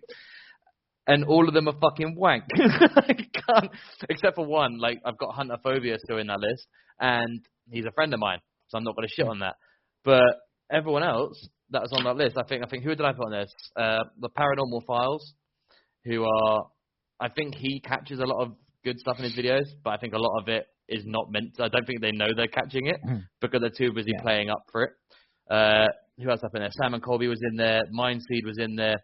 Twin Paranormal were in there.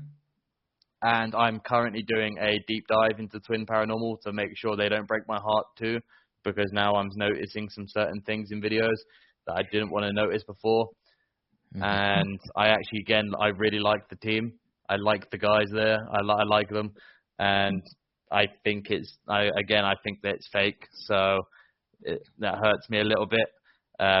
They're spoiler exclusive for you guys. I've got a video coming out where I'm debunking certain elements in videos, and I said that one team that I'm doing it to would upset them. That's the team that I'm doing it on, so that I'm using as the baseline. So it's just a sad time because some of these channels are so good, and then you learn that it's false. They're too good. Yeah, they're too good.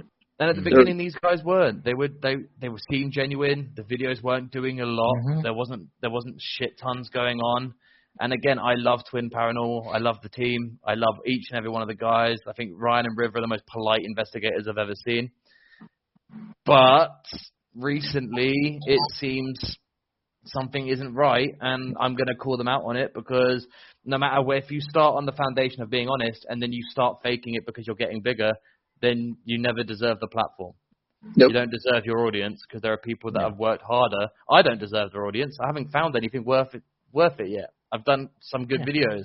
I did a UK tour where we caught good stuff, and those videos will be coming soon. But I still don't think I deserve their 750,000 or however much they've got. I probably deserve half of that, but they don't deserve it if that's what they've resorted to for it. So it's heartbreaking, and I hate it. And the argument that people say to me, they're like, "Yeah, but it's YouTube. It's meant for entertainment, not for research." And I'm like, okay, so why can you take online classes on YouTube then? Why can you learn things off YouTube then? Because it's not just an entertainment site. So the argument is invalid. So anyone that ever uses that against, well, you should still like them because they're entertaining. No, because they're ripping people off. They're lying to people. So fuck them. If I wanted to watch fake shit, I'd put my TV on because I know it's fake. They tell you it's fucking fake. If you think as one of Mike's the ones his favourites is Zach Bagans, it tells you at the start of the show. It tells you at the start this is for entertainment purposes only. Zach Bagans, I hate that dick slap. I hate that dick slapper so much. I hate him so much. I hate that dick slapper so much. Oh What's even worse is you can see that Omar and Jody want to be like him. Yes. I mean, like Zach Bagans opens Haunted Museum next year. Jody Dean opens his Haunted Museum, and I'm like, the rip-off is so fucking clear. I'm like, can you not do anything original? Can you not think of something? You had to rip off Randonautica with Scaranoia, which is bullshit, by the way. Anyone who's ever thought that, you've been ripped off, man. Then you got the Haunted Mansion, and then you've now done it. So you ripped it off. And it's like anything Zach Bagans does, Jody Dean's just sat there and sucking him off, getting it ready to do it on his own. Dude, they juggle his balls in their mouth, I swear to God. Oh my God. I'll give Zach Bagans some credence at the very beginning of when they did that show. Yes. Where I was like, maybe seasons 1 to 3, he had his heart in the right place and he was trying. And then when he realized that he'd built a brand that then he had to live up to that brand's expectation and keep doing stuff to roll the brand in, and TV gets on that. And I don't think he intentionally wanted to do what he's doing now. But when he got to season 8, 9, 10, he was well invested in the money he was making. He was like, I've made this brand, fuck it. Let's throw demons in for the whole of season 12, man. Everything's a demon now.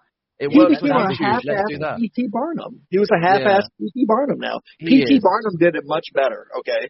Definitely. So that's sad as well, because again, I think where some people are just getting corrupted by it because people are getting thrown. Like, I'd rather do this forever and never make a dime, and be honest with it, than make millions and fake it for people. Yep. So Yep. That's the thing though. Once they get the taste of the money. Once they get the taste of the money and what money can do and buy you and the attention. You learn someone's character. And people want your autograph. And once that it's an addiction, they want more, and they want more, and they want more, and they want more. Like I get it, man. Like, I know that everyone's poor and everyone wants money, and when you get it, people turn into. I mean, if you have loads of money, chances are you're going to be a dick, right? You don't earn millions of dollars for fucking nothing. You have to do some shady shit to become a billionaire, man. So anyone that has loads of money, people that are born into money and have loads of money, they get a choice to be a dick.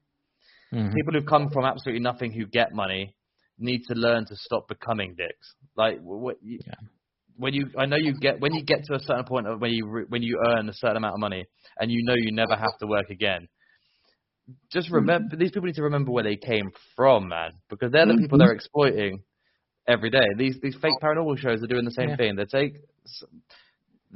start off with Twin Paranormal, for example, start off with 0 subscribers. I remember when I found their channel, they had 17 subscribers, and then they featured on Nuke's Top 5, and then a month later they had 17,000, and then they went up to 100,000, and it was like, damn, the growth was so fast that they probably started making shit tons of money from it within like a year. And to go from, they clearly hadn't, I mean, they probably had money at the beginning, I don't know what their life was like, but they didn't have the money they were making now. And you can see they made that choice to start doing shady shit because they know they're getting money, and that's the choice they shouldn't have made. They still would have made money regardless. They didn't have to make that shady choice. They just chose to start doing the shady shit. And it's like, why do people keep doing that? Everyone likes to say, and I really hope one day I do earn and win loads of money so I can show them that you don't have to make that choice. Because most of them would probably sit here in my position now and have said the same thing that we did. That it wouldn't be me, I wouldn't do that, and then they do it. And I'd like to know why they do it. So maybe one day I will earn myself the money to make that choice and find out what it is that pushes them over that edge, because I just don't understand why people keep doing it. It's honestly heartbreaking, man.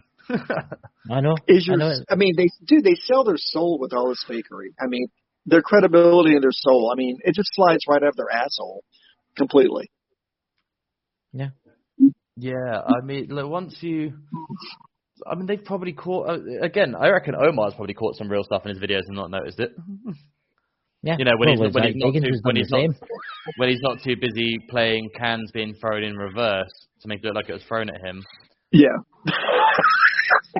Which is the most obvious fucking thing he ever faked. Or the Ghost Stalkers. The Ghost Stalkers was some of my fun stuff too. Has anyone seen that thing that Jody did where he was like, I tased somebody for the first time? No. I've seen that. No, it's I can't remember which video it is. I remember someone sent it to me because I don't know why they sent it to me, and I watched it. And there's like, apparently he's got a stalker, and this person had like Jasko's picture or phone number on him or some shit like that, and he keeps on finding himself. They're like, how does he keep finding us, dude? And I'm like, I don't know, maybe because he's tracking my car.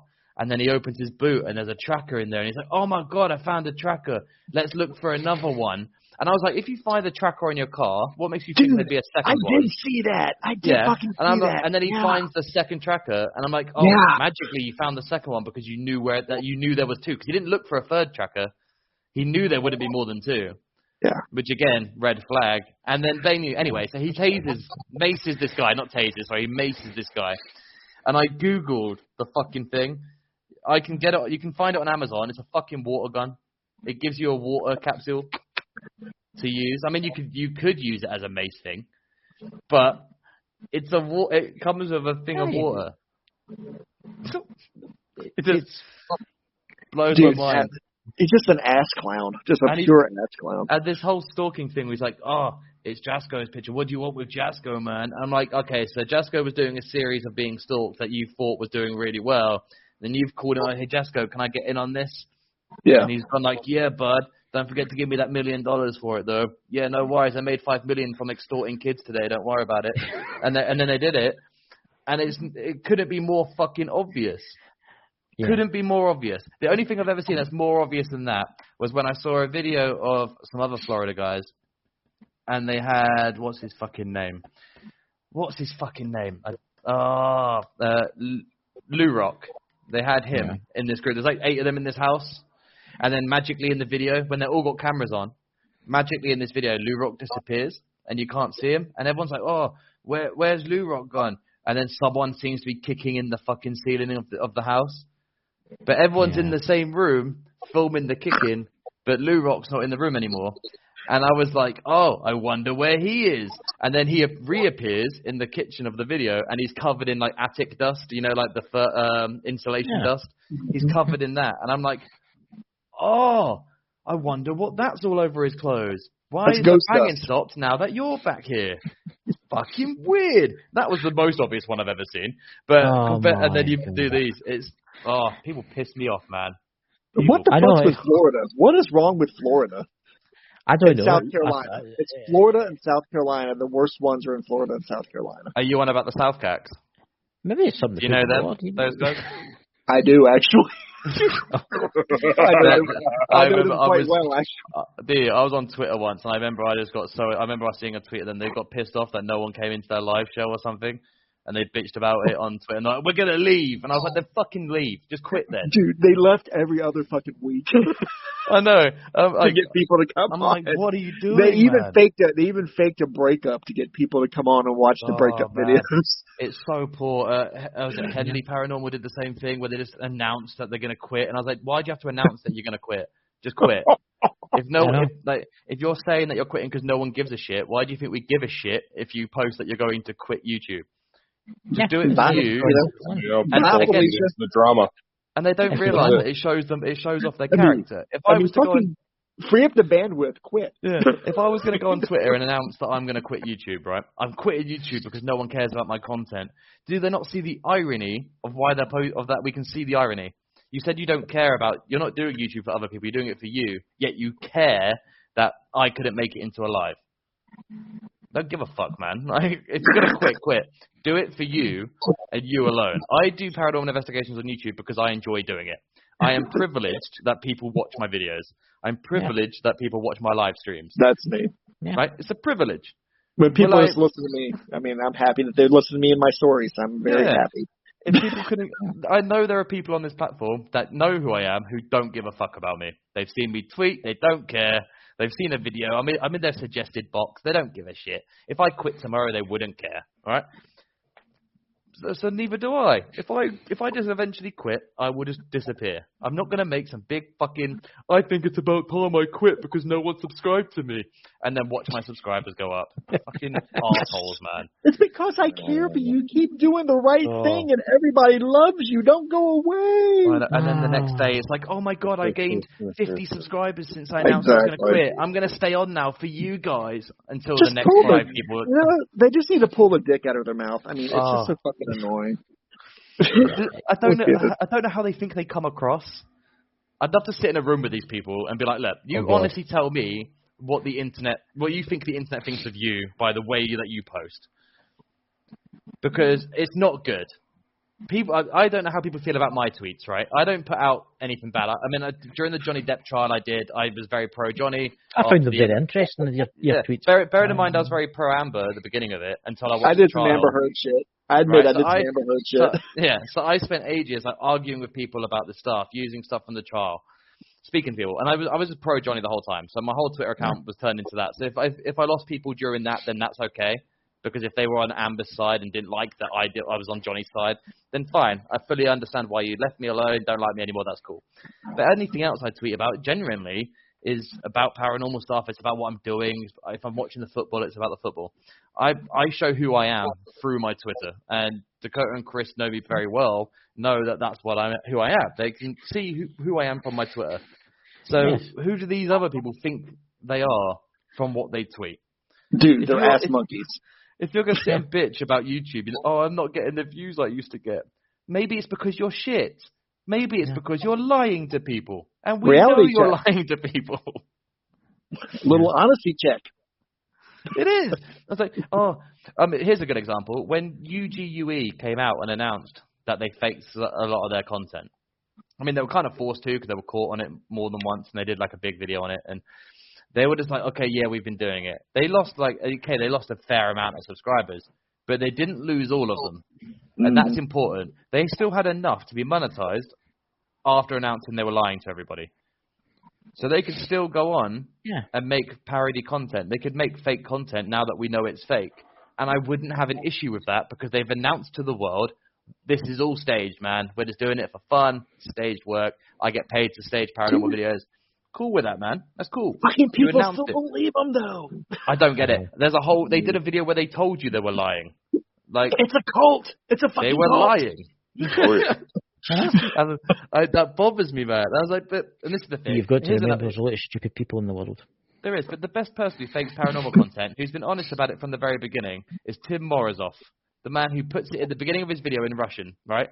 If you can read Russian, which I can't, I actually had someone tell me that because I knew he was fake anyway by the extremes his videos went to, like when he was shooting the spirits of a shotgun. It's fucking incredible to watch. I love him, man. And someone was like, you know it's fake, right? And I was like, oh, I had a feeling it was fake. Yeah, how do you know? Oh, if you translate the writing at the beginning, it tells you it's parody. And I'm like, oh shit, he's honest about it.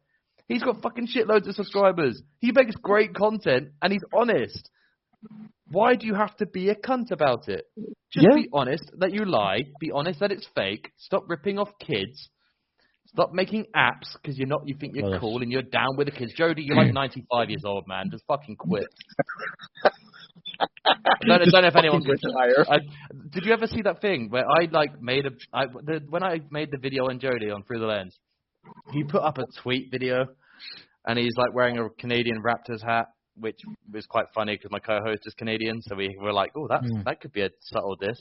And he's like, I heard people say things about me this week. Shit rolls across my desk. Rah, rah, rah. While he's in the gym, right? Big flex. Okay. You still got no hair, though, so I win. So it's like, no offense to you two. You three. You three look great. Yeah, but you guys look great. He looks Fuck like you, you hairy bastard. But anyway, so I did this. So he did the video. So I did one back. And everyone was just so like, why are you picking on him? And I was like, because he did a shitty thing.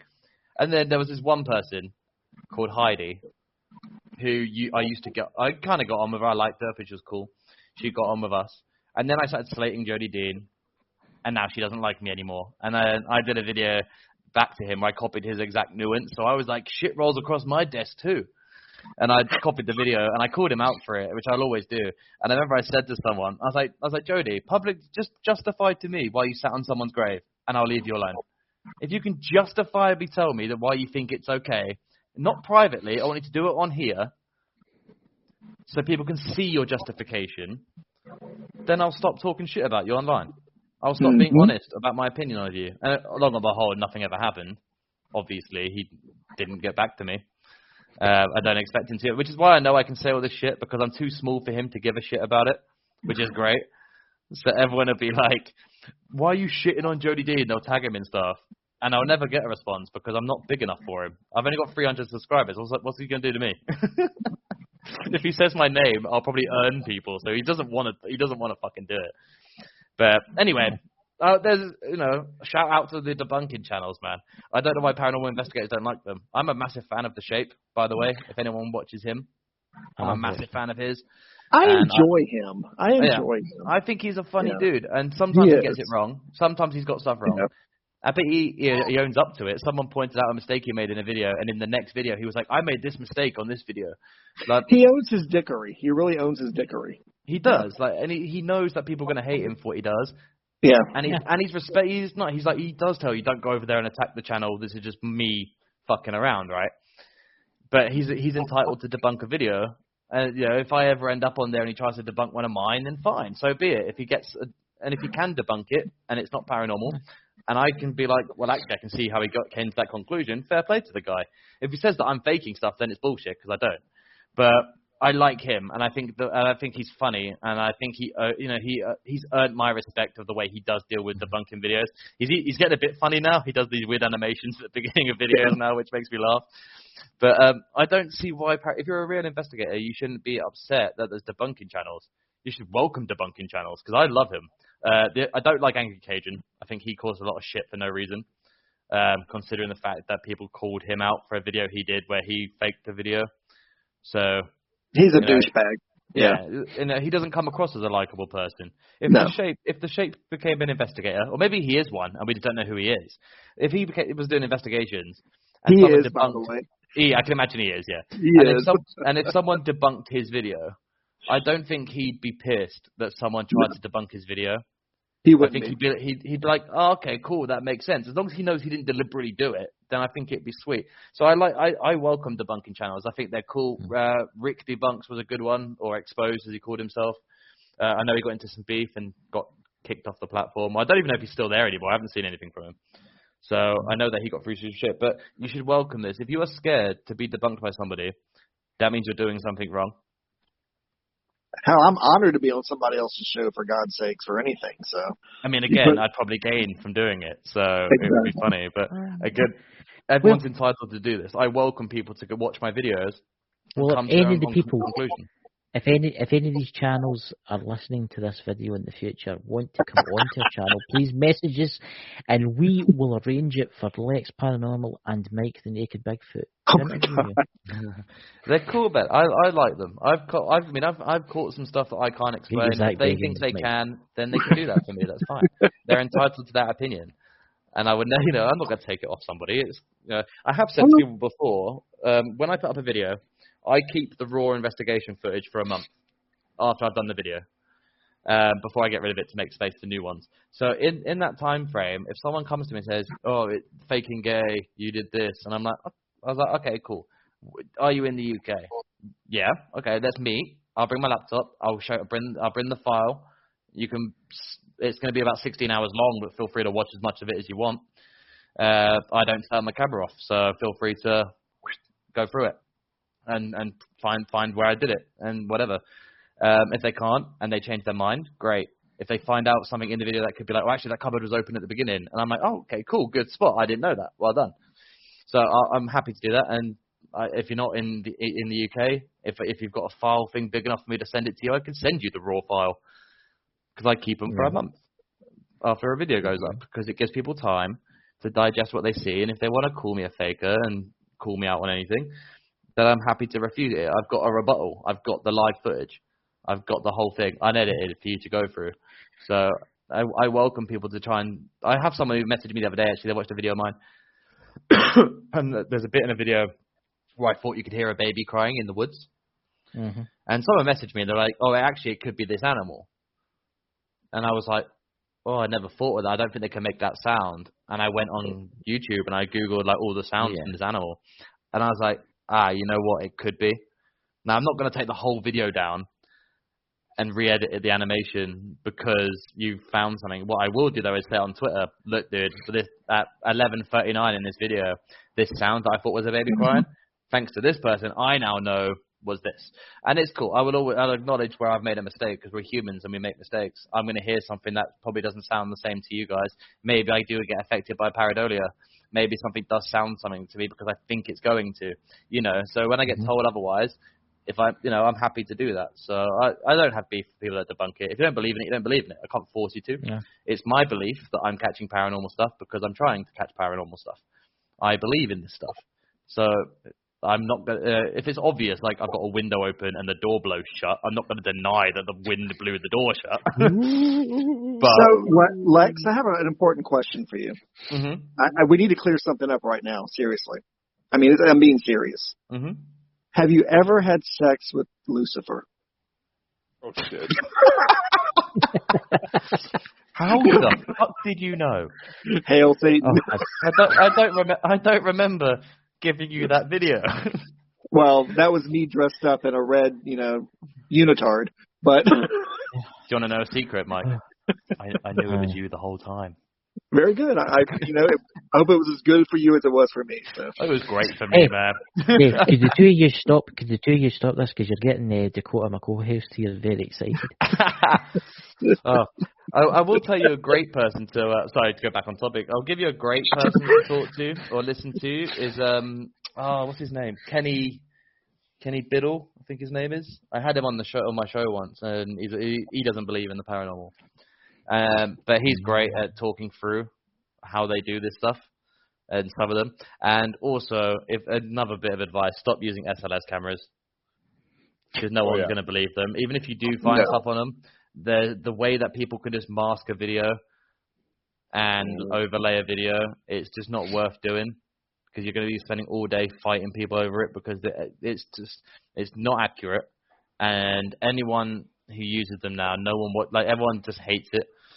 Too many people have found out that if you just overlay your SLS video, and then your stick figures will still appear on your live video, stop using them, because it's just not worth the fucking argument anymore. I've stopped using mine because I was just like, it's not worth it. I mean, yes, I know that everyone knows how they fake it. I'm not going to sit there and have to argue with the fact that I don't overlay my video, and it's just not worth the argument. So I just stopped using it. I was like, you know what, fair play. I found someone. So I have it in one video, and someone was like, you could have just done this, and I was like, would that work? So I watched it, and I was like making a debunk video, and in this one that I'm doing now, I did it for this one to show people how it's done. And I was like, you know what, I'm not going to use it anymore, because same with like Necrophonic. I know there's like a uncredibility to it, so I'm just not going to use it. Fucking fakes. Fucking terrible. Don't the both of you feel better, though, Lex and Mike? Don't you feel better? What do you think I do when I'm not online? I do this at home. I sit at home. I've got a folder. I open my YouTube channel. I don't watch their videos because I don't want to give them views, but I open up their YouTube channel and I'm like, fuck you, man. I do that all the time. Oh, yeah. Sometimes when they upload, I see, cause I'm not subscribed to them, so sometimes I look and see what the crack's on about. Because I want to keep up to date with what people are seeing, right? So I'll look at the thumbnail and I'll be like, oh, here we fucking go. Casco's found another note he left himself. Oh, fuck. Do you know what? I would pay $1 million to see Zach Bagans meet Mike the Naked Bigfoot. Oh my God, dude, that's not gonna go well. That little love not at all. That little love fucker. I mean, I would be. Oh, can't stand him. I think it'd be awesome. No, I think it dicks, man. I just fucking can't stand people. Look, the paranormal is going to keep going that way. It's just going to keep getting worse and worse and worse. Next they'll be saying there's aliens. Next they'll be running about saying the aliens are chasing after me and stuff like that. Okay, I mean, it costs too much to fake the production value for it. They won't. Faking paranormal is really easy. You need strings, cheap editing software, and a minimal knowledge on how to mask and overlay videos.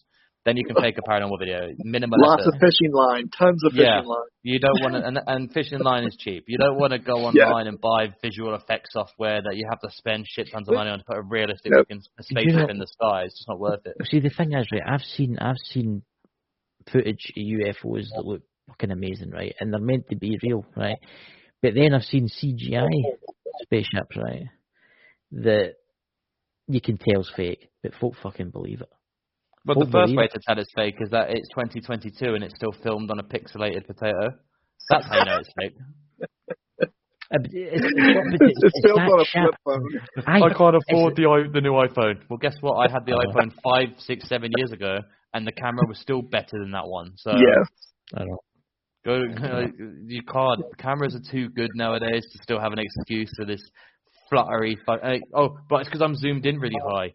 But then why did you not film it from a wide angle first so we can see it, and then gradually zoom in on the video so we can see where the pixelation starts to come in, but we'll see the details as they get closer? No, you decided to film it from already at 2,000% zoom. What are you doing? I've seen some shit, man. I've seen some absolute shit. Dakota, would you like to say anything before the end of the show? He's sitting there all mystical. He's in shock after the titty incident. After the paranormal titty slapping, I know. Yeah, that would make a great T-shirt. The paranormal titty slap. Paranormal tatas. Aye. Mike, I forgot how funny you are, man. We need to get a T-shirt made up with Mike's face on it. It says the paranormal titty slap. We're already pushing the luck with our faces on a bikini, man. Come on. I slapped a ghost with my titties. I can exercise a demon with my titties. I don't know. Some of these Dolly Parton looking women, my God, they probably could. You guys should make the new Scary Movie. My camel toe has EVPs.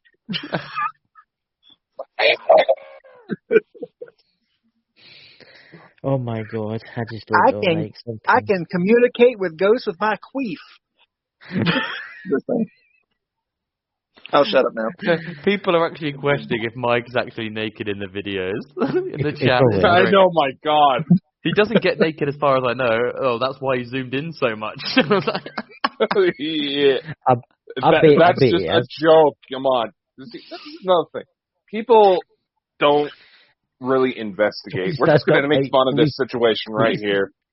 People freaking out about the word naked in Mike's name. It's like people don't actually look into shit anymore, you know?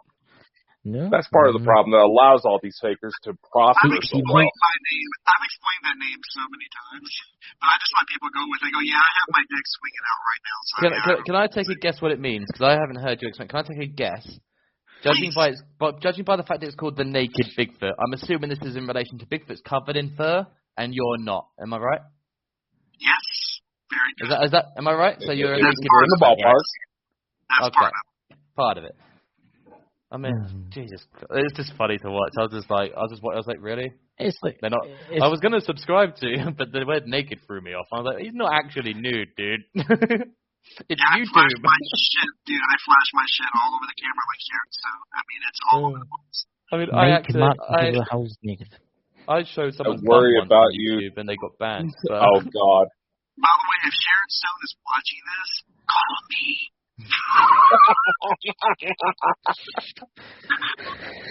Check the Oh, links below. We God. can get you in communication with him. you We can can do a find out. video. You can find out if he's really wearing clothes in his videos by subbing on the links below. Yes. I mean, Check him out. we can do Naked Bigfoot After Dark. I mean, like, we can do that. Ugh. There you go, Lex. It's 2 years. You could go. Lex? Why don't you go? Why don't you go to Apple? Why don't you go to West Virginia and visit Mike, and he'll take you up into the mountains one. I do not Monday live in night. West Virginia. Oh, my God. That's probably why I won't go there, because he doesn't live Chris, there. I do.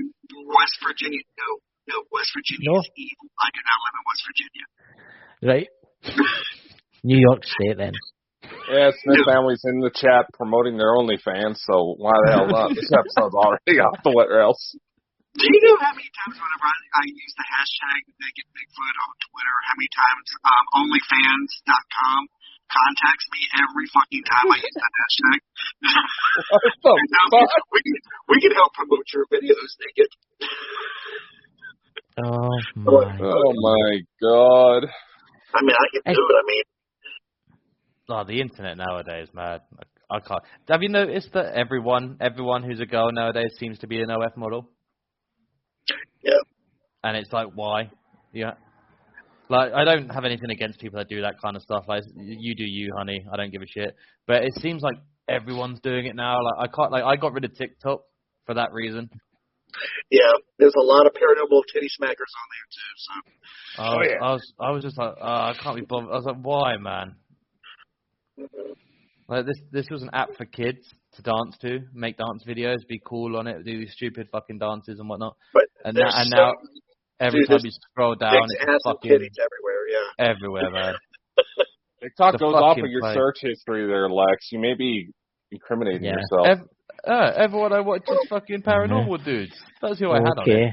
Okay, we believe. All right.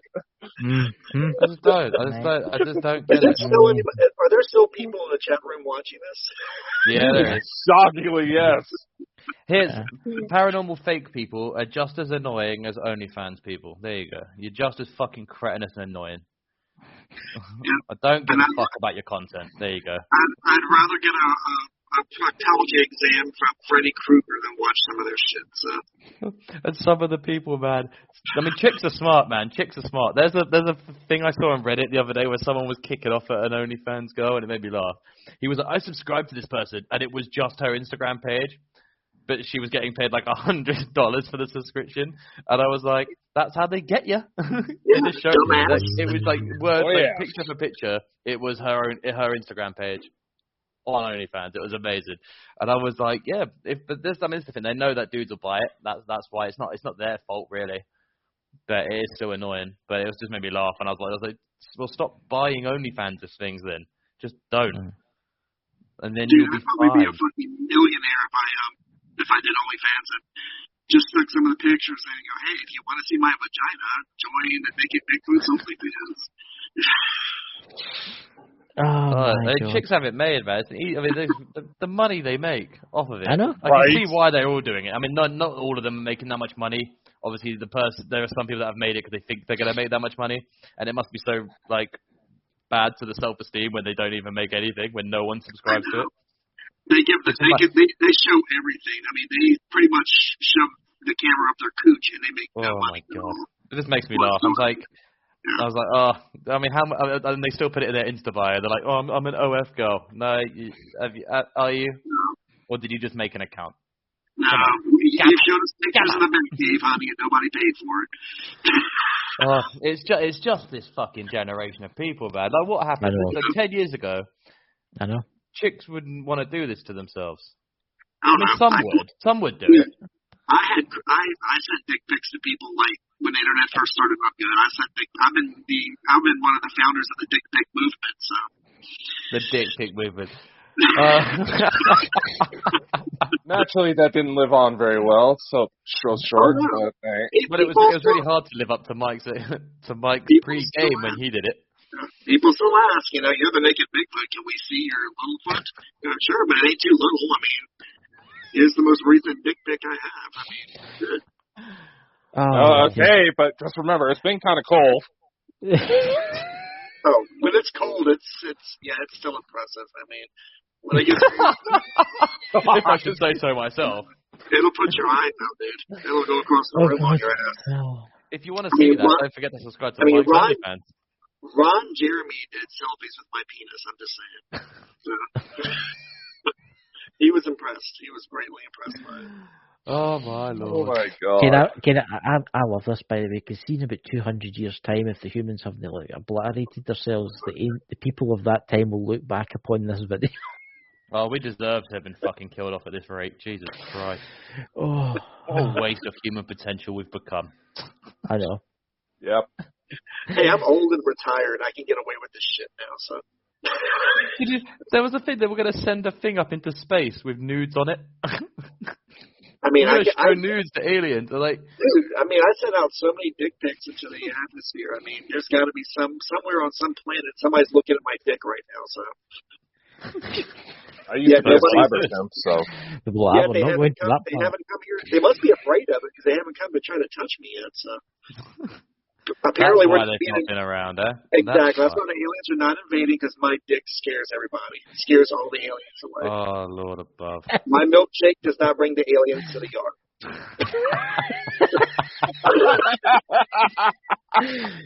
Oh my god. My god.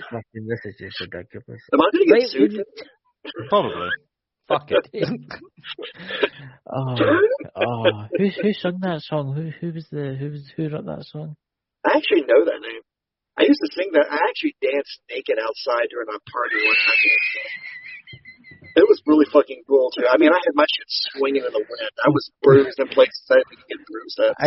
I can imagine the Boy Scout encampment marching over the mountain. Oh, dude, there's so many videos. There's probably so many bad videos of me out there, like naked, running down to a pond or taking a shit in somebody's roses or something. I mean, I've done all kinds of stuff. I'm proud of it too. Yeah, I can't wait to. It's on that touchy note that I'm going to have to go. Actually, Lex.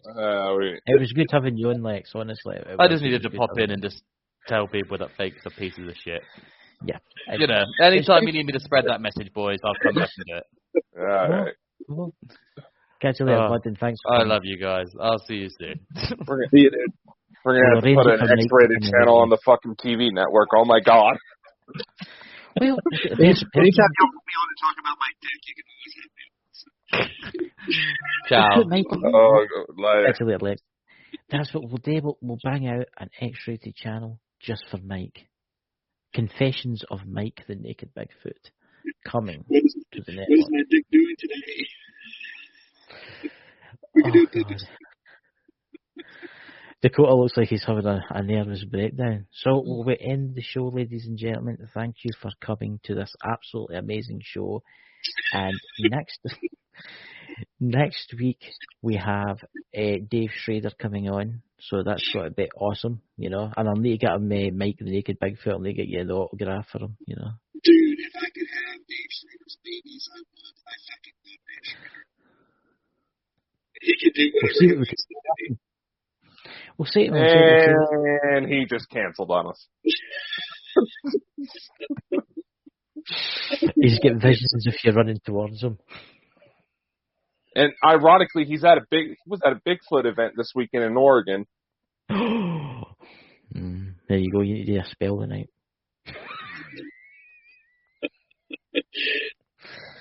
So, ladies and gentlemen, thank you for coming. And please check out, if you're new in the podcast world, please go to Mike the Naked Bigfoot's videos and channel. Give him a subscribe. God. Check out Sex and the Paranormal, one of the best he's ever done. And honestly,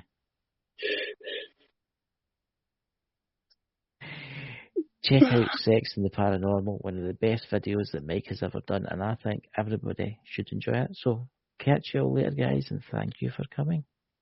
Bye, guys. Bye. All right.